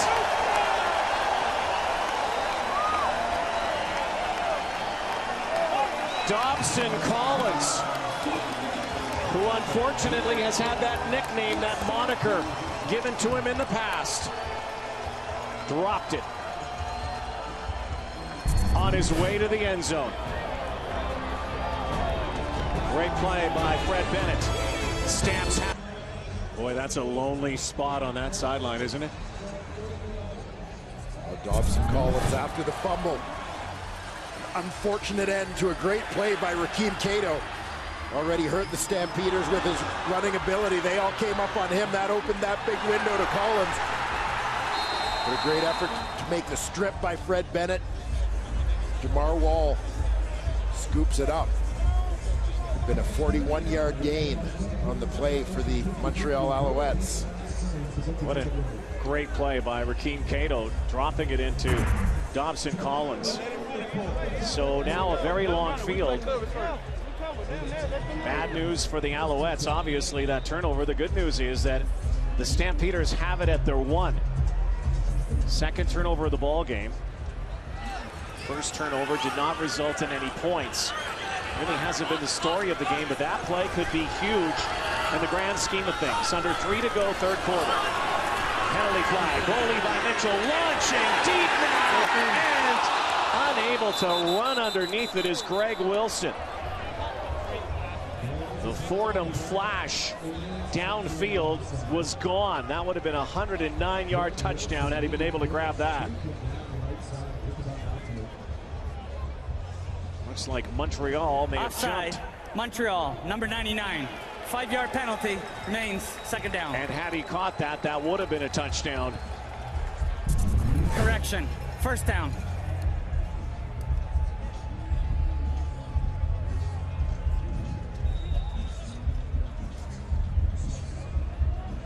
That one called against Jesse Joseph, the Alouette rookie D lineman. Jonathan Hefty slipped downfield, and Greg Wilson couldn't catch up with it. First and 5, far side, Eric Rogers. Gabriel Napton, Marc-Olivier Briette with the tackle, but first down, and out of the hole in the shadow of their goalposts come the Calgary Stampeders. And we've talked a little bit in this ball game about adjustments made because of the absence of John Cornish, and this is one of them that I see. We've seen this play a couple of times go into Eric Rogers, a play that basically, although a pass play, really fits more as part of your run game. Short, quick hitter, almost like a toss type play to put the ball into the hands of one of your playmakers without being at risk of a turnover. Even though you may not see a ton of traditional runs. Mitchell now As McDaniel in the flat finds him. Marquay McDaniel was open for a long time. Mitchell knew he had him as an outlet, kept looking for his primary downfield. That was covered, and he dropped it off to McDaniel, who has over 100 yards receiving now. Yeah, second time this year. Marquay McDaniel gets 100+ through the air. You can follow the eyes of Bo Levi Mitchell on this one. Looking downfield, and you can see peripherally, he glances over there a couple of times to Marquay McDaniel along that sideline. Nice job by the Stampeders, even if the drive doesn't continue, but of moving the ball out from the shadow of their goalpost here. Absolutely. They're 1st and 10 at their 43. Play clock again had come down to 0. Time count violation. Calgary number 19. 5-yard penalty. Remains first down. Bo Levi Mitchell told us yesterday, and he's been chatting with that man with the headset, Dave Dickinson, coach in waiting, and Dickinson has been imploring Bo Levi Mitchell, and you see it in the drive, particularly second quarter onward. He said, see it, trust it, make it happen. Yeah, don't try to do too much. Don't worry too much about other people's jobs. Do your thing, trust your instincts. This time, quick hitter over to Rogers, and rather violent takedown by Jonathan Hefney is going to result in an unnecessary roughness penalty. Tack 15 more onto this. Major foul, unnecessary roughness. Montreal, number 23. 15 yards to the end of the play, automatic first down. Well, the big word right there, unnecessary.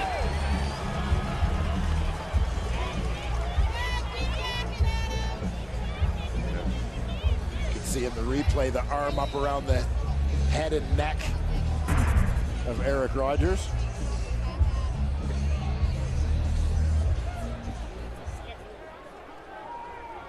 Montreal's 8th penalty for 75 yards. They came into this game with the least amount of penalties and penalty yards per game. This penalty's costing them. Look at the time for Bo Mitchell. Sits in the pocket, delivers it to Jeff Fuller.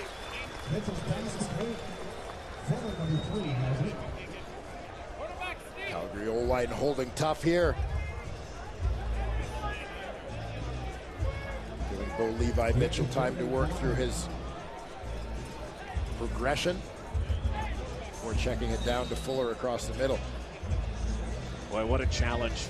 You've been around this game for a long time. Have you ever seen a championship ball club have to virtually replace almost everybody on their O-line? Well, you know, you don't see it very often, but really the depth that they've assembled in this organization is part of what made the Calgary Stampeders so successful. Stamps take a timeout here. Final play upcoming, barring penalty in the third quarter. Like the lineup. This is a second down play.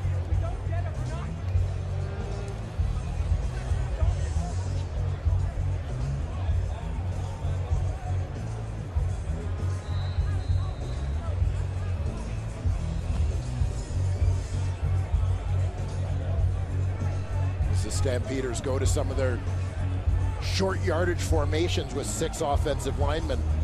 We're again seeing starting defensive tackle Quinn Smith, who changed into his O-line jersey at halftime, getting some snaps on the offensive side of the ball. Now, we talked about the wind as we get ready for this final play of the third quarter. First quarter, Montreal scored 17 with the wind. Second quarter, Calgary scored 17 with the wind. Only 7 points put on the board by Calgary in this third quarter, and the Owls, as Bo Mitchell goes gunning and almost caught. Had a chance to burn one. They talked about that in the timeout, knowing a third down plunge was coming, but did not catch the Alouettes. And we'll take another look at this one, and I'm sure the Calgary Stampeders may be as well, as they contemplate throwing that challenge flag here late in the third quarter. Now they're looking at it. It's on the big screen as well. Everybody's looking over to it. There is no challenge flag. John Hufnagel had his hand on the yellow flag for a moment, but that's the final play of the third quarter. Just 7 points for the Stampeders. So now the Alouettes have the win, but they're down 4 in round 2 of their season series. A Saturday night in Calgary continues for McMahon in a moment. Low in this one. Calgary, Montreal, all really the scoring with the wind, with the exception of 3 points. Montreal looked like they were going to put some points on the board, fumbled the football. That could be a huge play in the late going. We'll see how that turns out. But now the Alouettes have the wind, and they have Rakeem Cato, this youngster, in the fourth quarter. Calgary certainly wanted to score more than 7 in that third. Yeah, and no doubt that was the goal of taking the wind in the third quarter of this football game, was to continue the momentum from the second quarter, put this Montreal team down, put them in a pressure situation, force Rakeem Cato, a rookie quarterback, to beat them with his arm in the fourth quarter of this football game. Well, now in a 4-point game, Montreal's got their run game going a little bit. They could probably keep going with that run game. They don't have to drastically alter their game plan because they don't necessarily need to rack up points in a hurry. So 3rd and 1, the Stamps are faking it. They're faking it on 3rd at a field goal, and whistles and a flag. So we'll see what happens here. 5 seconds left on the play clock. They were looking for some movement. If they got Montreal offside, the drive continues. Procedure. But it's Calgary, against the Stamps. number 7. 5-yard penalty remains, 3rd down. You know, it was a little curious with Paredes coming up for a 49-yarder against this wind. So here's the procedure call. Yeah, watch the tight end on the right side. That's defensive lineman Junior Turner. He's going to flinch before that ball is snapped. Well, all the Alouettes pointed to it, and you point enough, you're going to get that call. And so now they have to punt, and one of the best directional punters in the game, Rob Maver, with Steph Logan back. And Logan again returned a kick earlier in this ball game. And a great kick from Maver. So, a 43-yard kick inside the 5-yard line. 3rd punt this season inside the 10 from Rob Maver. So this fourth quarter begins, and a long field for Rakeem Cato and the Montreal Alouettes, down 4. Yeah, the wind at their backs, but that punt by Maver is going to force the Alouettes to do it the hard way. Terrific placement from the Brampton, Ontario native, University of Guelph product. Again, Calgary may be hoping that that wind would subside here in the fourth, but it doesn't appear to be. The flag's still blowing. Cato turns and hands off. Look out now. Brandon Rutley pounded forward. And picked up a few yards as Jamar Wall came up for that initial impact and brought him down. It'll be 2nd down and 6.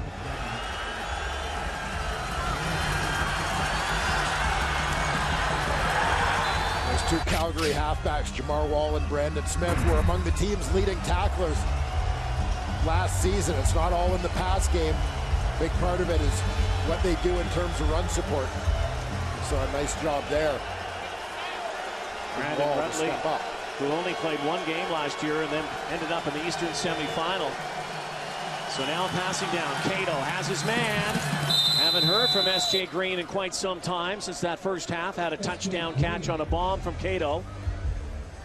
Right at the first down marker. Yeah, and he looks like he might be just short. You'll see the marker in the background here. And they did give it to him.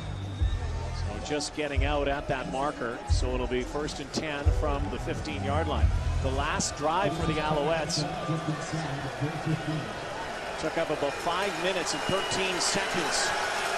And again, they fumbled the football near the end zone, and movement. Play clock was down to 2, so it's not a time count. Procedure. Montreal, number 51. 5-yard penalty remains, 1st down. Christian Matt. Matt, the left guard. Interestingly, on this all-Canadian Montreal offensive line built through the draft, Christian Matt is actually the only 1st-round pick of the group. Doing a great job with some later-round picks to assemble that offensive line. 1st and 15. Cato barks it out. 4-man rush. And now they'll take off. He steps forward. Rakeem Cato picked up about 9, almost 10 yards on the play. It's going to be a 2nd down conversion time once again for the Alouettes. They'll give him 10.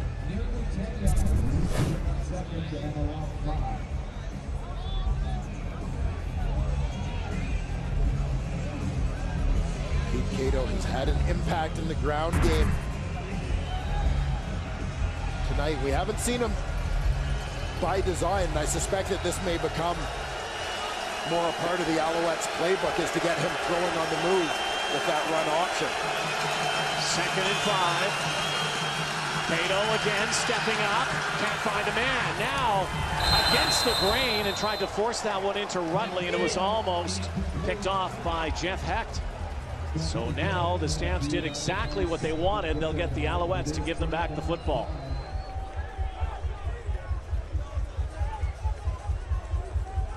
Jeff Hecht, former Alouette, seeing some playing time in 2nd down situations as an extra cover man.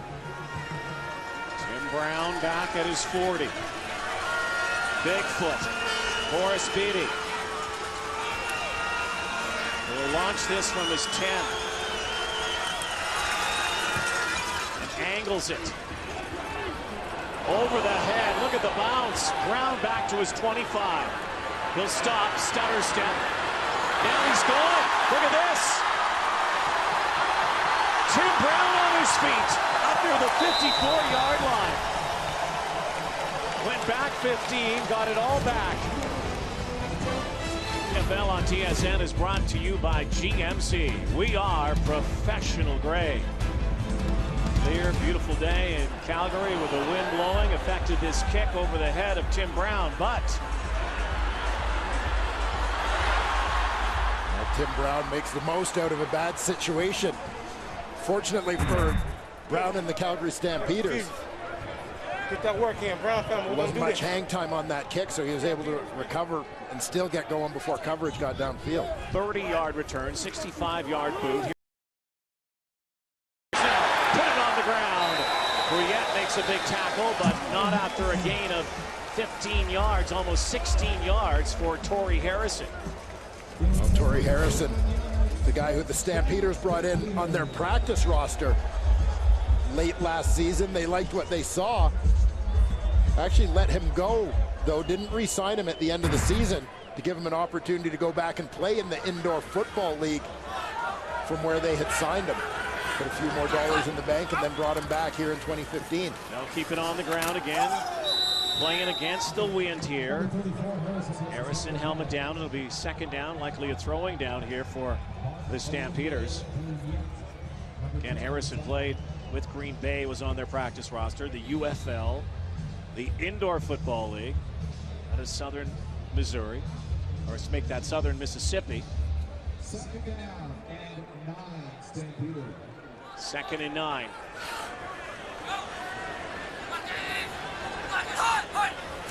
Here comes the rush now. There goes the football. Harrison, open field now. Gets the 1st down. John Bowman, Winston Venable had to make the tackles, and Torrey Harrison coming up big here. Torrey Harrison getting an opportunity to play at crunch time here in the 4th quarter. Farhan Lalji had suggested from the sideline that they may have been working on Matt Walter with perhaps some cramping issues down there. There he is trying to stay loose. Torrey Harrison doing a pretty good job right now. Harrison takes the pitch once again, looks for a couple blocks.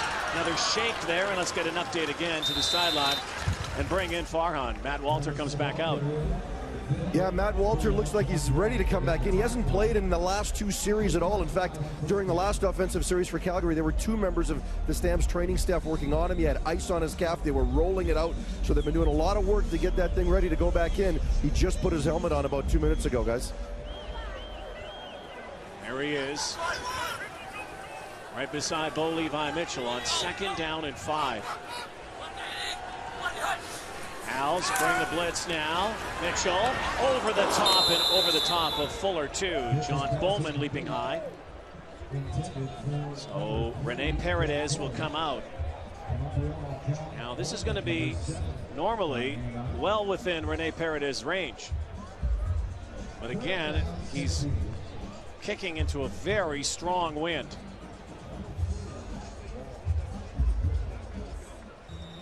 Those gusts seem to come and go, and you almost want to see if you can time up your snap and kick for those moments when things die down. It's tough to do. 36-yarder. Probably playing more like about 45, 46. There's the hold and the kick, and it's going to be wide left. Stephon Logan gives up a single point. 5-point game. What could be a costly miss for the Calgary Stampeders. For our sack tally, brought to you by Purolator, tackling hunger, a promise we can all help deliver. The Edmonton Eskimos lead the sack attack right now. Montreal has added a couple today. Yeah, 3 sacks in total for the Montreal, or in this ball game. John Bowman, the CFL's active leader in career sacks. Charleston Hughes chasing him down. 5-point game. Cato swings it out to S.J. Green. So, can this young man continue to carve what has become a remarkable story in his first season in the Canadian Football League by leading his team to a comeback? Loads of time here in this fourth quarter. And Rakeem Cato looking for his 3rd victory as a rookie starter. Something not a lot of quarterbacks have done to be able to even win that many games. In their first year in the Canadian Football League. They'll come up throwing on 1st and 10, and that ball to Dobson Collins way behind him. And there seemed to be communication issues right from the beginning. That play slow to get off, and Collins, that ball thrown way behind him. So it'll be interesting to see if Collins can also avenge that earlier fumble. One that ended unceremoniously what was a great drive for the Alouettes in that 3rd quarter. Another 2nd down conversion. One-man rush, and to the far side for Nick Lewis. Route King Cole, as he calls himself. We had a great conversation with him yesterday, talking about the injury last year, the 2 years ago, make that broken ankle. Thought after the Grey Cup that was it. He wasn't going to play anymore, as Farhan earlier said. You know, the ankle got better in workouts. He said had that ankle not been broken, he would have been taking a run at G. Roy Simon's reception record, yardage record. Brandon Rutley hops into the middle. So Nick Lewis has a couple. And he may not be as fast as he once was, but Nick Lewis still has that veteran savvy. Been there, done that, caught that. Moves up the ladder, game by game. Yeah, and just such a remarkable track record for him. 1,000+ receiving yards each of his first 9 years in the CFL.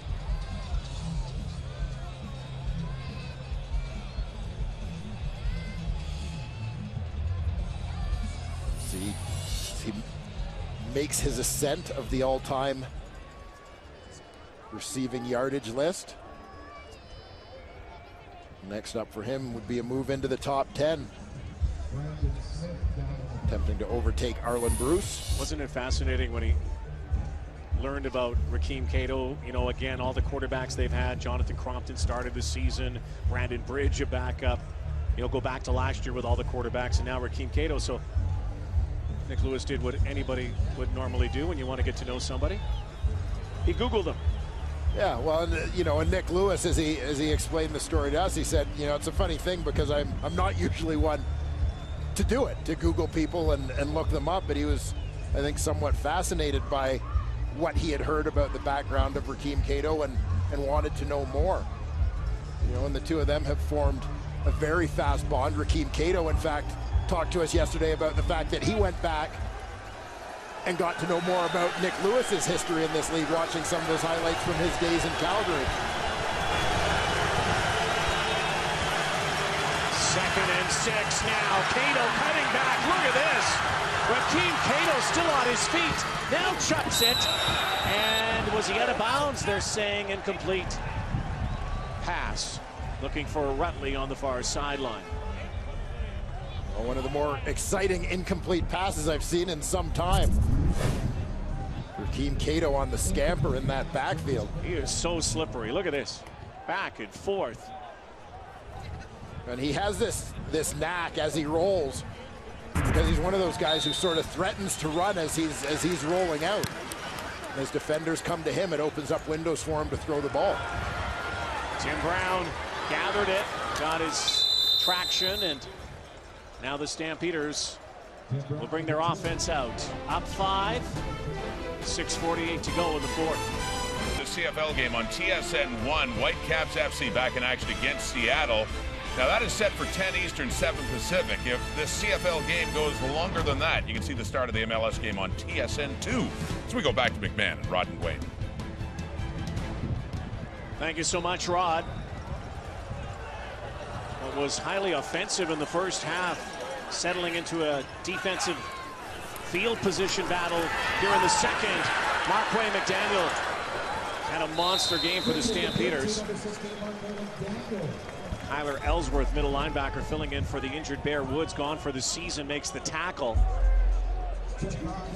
And it's almost fitting that Marquay McDaniel has had such a big day, as there's been so much talk about Nick Lewis. Marquay McDaniel is really the guy who has sort of slid into Nick Lewis's role as the senior statesman and the leader of what has become a very young receiving corps. He's the guy that players like Eric Rogers, Anthony Parker, Jeff Fuller turn to for advice. He's more than happy to provide it. Guy who's turned into a very good leader for this Calgary team. Bryant Moniz comes in and eventually will get the first down and move the sticks. There he is, Marquay McDaniel. Bo Levi Mitchell says he has become his go-to guy. I always look to Quay to talk to those guys. I don't want everyone to do too much and tell them how to do too many things when I've never been in their shoes in that position. I can tell them how I want certain things, and they can tell me how they want certain balls. But it's up to Quay sometimes to kind of just step things up and say, hey, you got to break a tackle there, you got to make that catch, you got to do these things, and he does a great job of that. Well, an early candidate for Performer of the Week in the Canadian Football League. 126 yards. 7 catches, pair of touchdowns. Seeing Chip Cox get into it. It's going to be second down, and it's like half the first down yardage. Might be 2nd and 5 here. There's Marquay McDaniel showing he's not all about the touchdowns, doing a little bit of the dirty work, mixing it up with Chip Cox. He's a pretty good martial arts expert as well. It's some good work by Marquay McDaniel. So a key down here. 4.5 to go, fourth quarter. Calgary by 5. Just dropping it off. Teardrop pass for Torrey Harrison. And it looks like he's going to be shy of the first down. It's going to be 3rd. And it looks like about 2 yards. So John Huffnagel is going to bring out Rob Maber. They are not going for this. And the Owls get another crack here. Remember back in the first quarter when the Owls scored 17 points. They had a punt return touchdown. They had a touchdown and a field goal, just 1 punt. A little bit different story here with the wind in the 4th. Yeah, 2 possessions thus far, both culminating with Boris Beatty punts. Steph Logan returned one earlier in this vicinity. Maver, though, angles it. Logan spins. Pushed out of bounds at the 35-yard line. Well, we're here in Calgary where the World Junior Summer Showcase begins. First game between Canada and Russia. Catch the puck drop live Monday evening at 10 Eastern, 7 Pacific on TSN.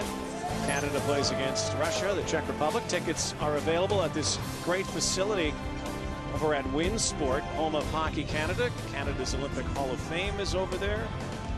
Sports Hall of Fame. And of course, the zip line's over there. Maybe we could go back and get our stomachs.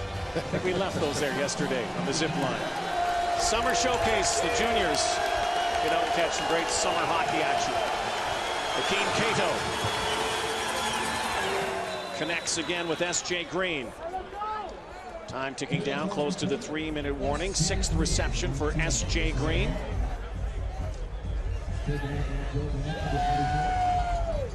We questioned at the end of that third quarter whether 7 points for the Stampeders with the wind at their backs would be enough, whether their plan had backfired. But at this point, those 7 points are holding up. Alouettes in a position where they need a touchdown. 3 minutes left. We're not necessarily to 3-down football just yet, but it's getting close. Team Cato wanted a timeout. Timeout, Montreal. I know you're not a total believer in stats. They can be skewed at times, but the numbers do play out. How about these numbers? The Montreal Alouettes have gone 8 straight games without scoring 30 points offensively. They've also gone 11 straight games without giving up 30 points, so 29 or less. It's kind of playing true to form here in this game, despite everything else around it in the wind. Well, Montreal is a team, in my opinion, even as it got towards the end of Anthony Calvillo's career, I think this is a team whose identity has very much become its defense more than its offense. Now their defense held Calgary to just a touchdown and a single point in this second half. Cato now looking out now. Cato has to run. He does, and he dishes it off to Nick Lewis. Nick Lewis is open, and Rakeem Cato plays Houdini once again. Now you see him, now you don't. Reception. 3-minute warning. Al's driving the ball. Nick Lewis back in Calgary.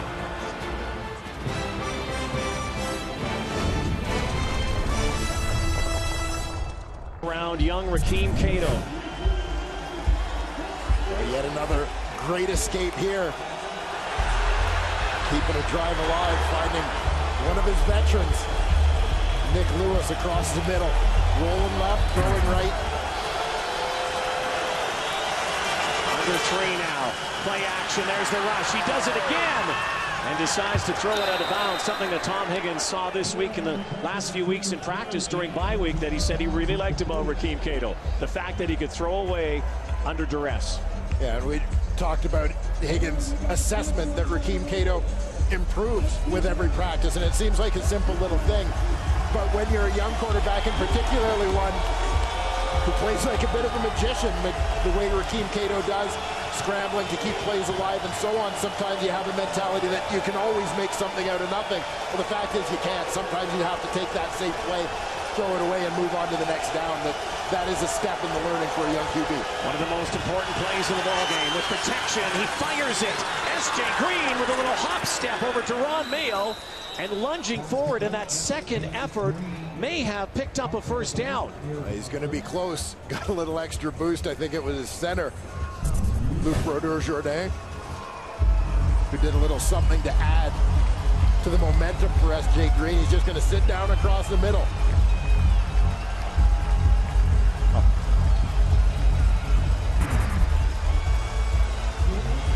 So now it is short of a first down. It's going to be 3rd and 1. 2.5 to go.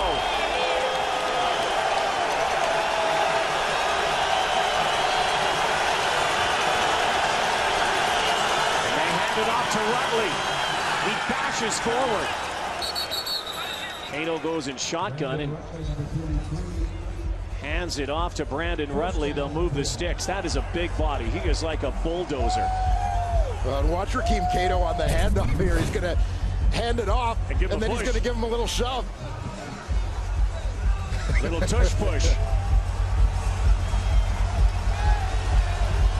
Good hard run there from Brandon Rutley, another Alouette who's had an impressive day.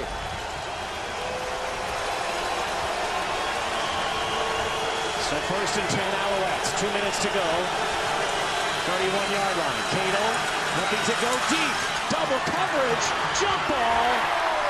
Incomplete for S.J. Green. Blanket coverage. That would have had to been a catch for the ages in double coverage. Jay Green's going to be the outside guy coming out of this cluster. Jamar Wall's beaten to the inside, but a great play by Josh Bell to get back there and supply the help from the inside. Well within Boris Beatty's range here, and again with the wind. But a field goal is not good enough for the Montreal Alouettes. They've got to get it to the house. 2nd and 10. Stamps bring the house, dropping it off. And making the catch is Jean-Christophe Beaulieu. A 7-yard gain, so it's going to be 3rd and 3. Tom Higgins.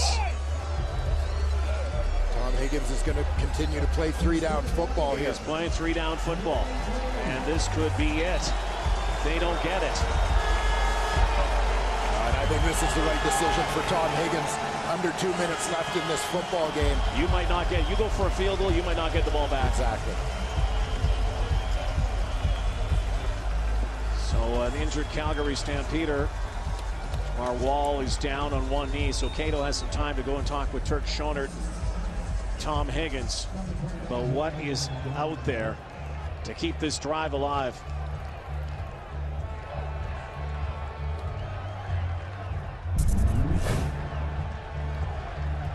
Schonert, a former NFL quarterback, of course, now the offensive coordinator. There's Wall, lost his bucket on that tackle. That was a key tackle because, boy, you probably could have picked up a few more and a first down, and the Owls would not be in this situation.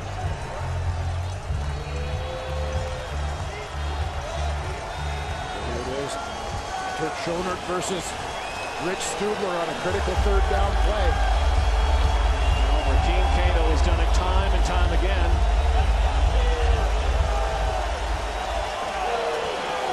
Does he have some more magic up his sleeve? Riley and Sutton. Play clock's at 2. Play action. Penalty flag down. Cato. And this is all going to depend on this flag. Penalty flag at the 22-yard line. It's against the Alouettes. It's procedure. Procedure. Montreal, 87. Penalties decline. First down. Calgary. It's a turnover and downs. It's not over yet. The time's the enemy for the Alouettes. They could get the ball back possibly. But another Stampeder first down, and that would really end it. Keep an eye on the very bottom of your screen. You see Dobson Collins across that line ahead of the snap. Tough day for number 87. So now the Stampeders. Clock management now, a minute 25 to go. Owls need 2 quick stops. Oh, Mitchell's throwing. Terod Cote. Close to a first down. Yeah, it's a pass, but it's such a high percentage play. Now 1:20 to go. And again, one more first down, and the Stamps may be able just to play it out. Keep in mind, Stamps still have a timeout, but the Owls have 2 timeouts remaining. So Noah Thorpe, defensive coordinator of the Owls.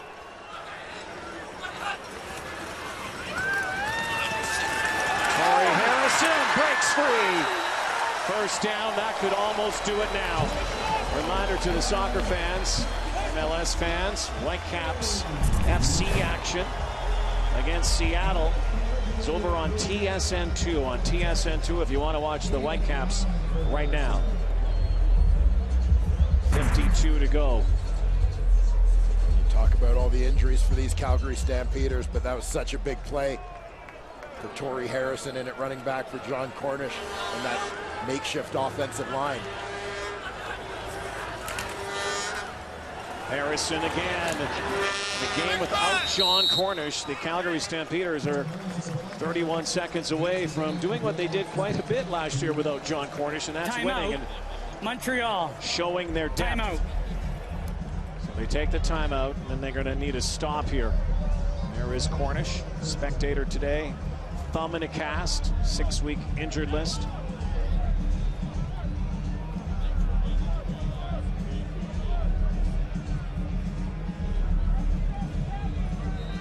Tom Higgins is going to lament the fact that his team, 17 first quarter points,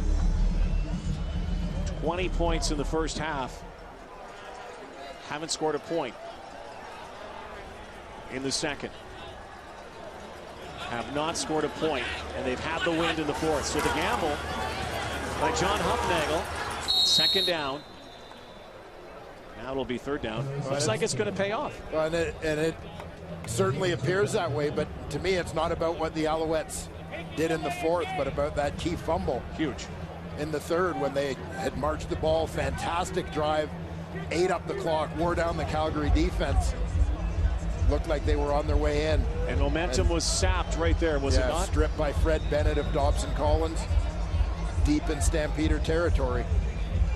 5-minute drive that ended with no points. Third down, clock ticking down.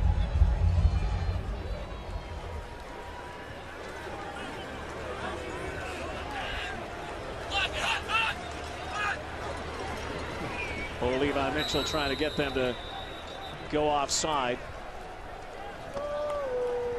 Time count violation. Calgary number 19. It's a 10-yard penalty, remains third down. So 10 yards, and they can still run this out.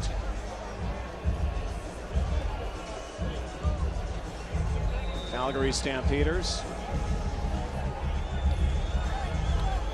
Great record when they lead after 3 quarters. Nick Lewis comes back, signing autographs right now. Asserted himself as usual. Owls could not make the comeback with the wind, and they throw it backwards. And Jeff Fuller will run around and run this game out.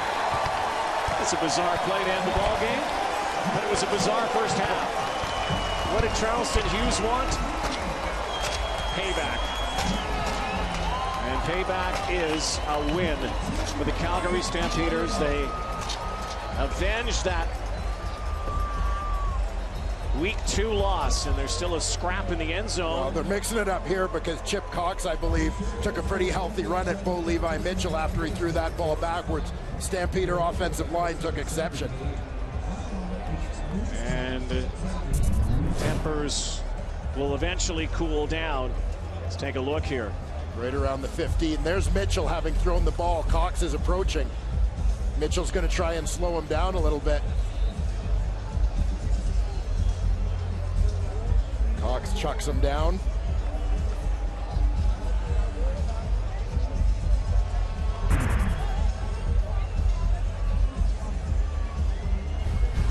So now our Nissan Titan player of the game. And that honor goes to Marquay McDaniel, a guy who came up huge for his team today. He had 4 two-point converts coming into this ball game, but got his first 2 major scores of the season, over 100 yards receiving for the second time this year. Mr. Clutch always there for his quarterback.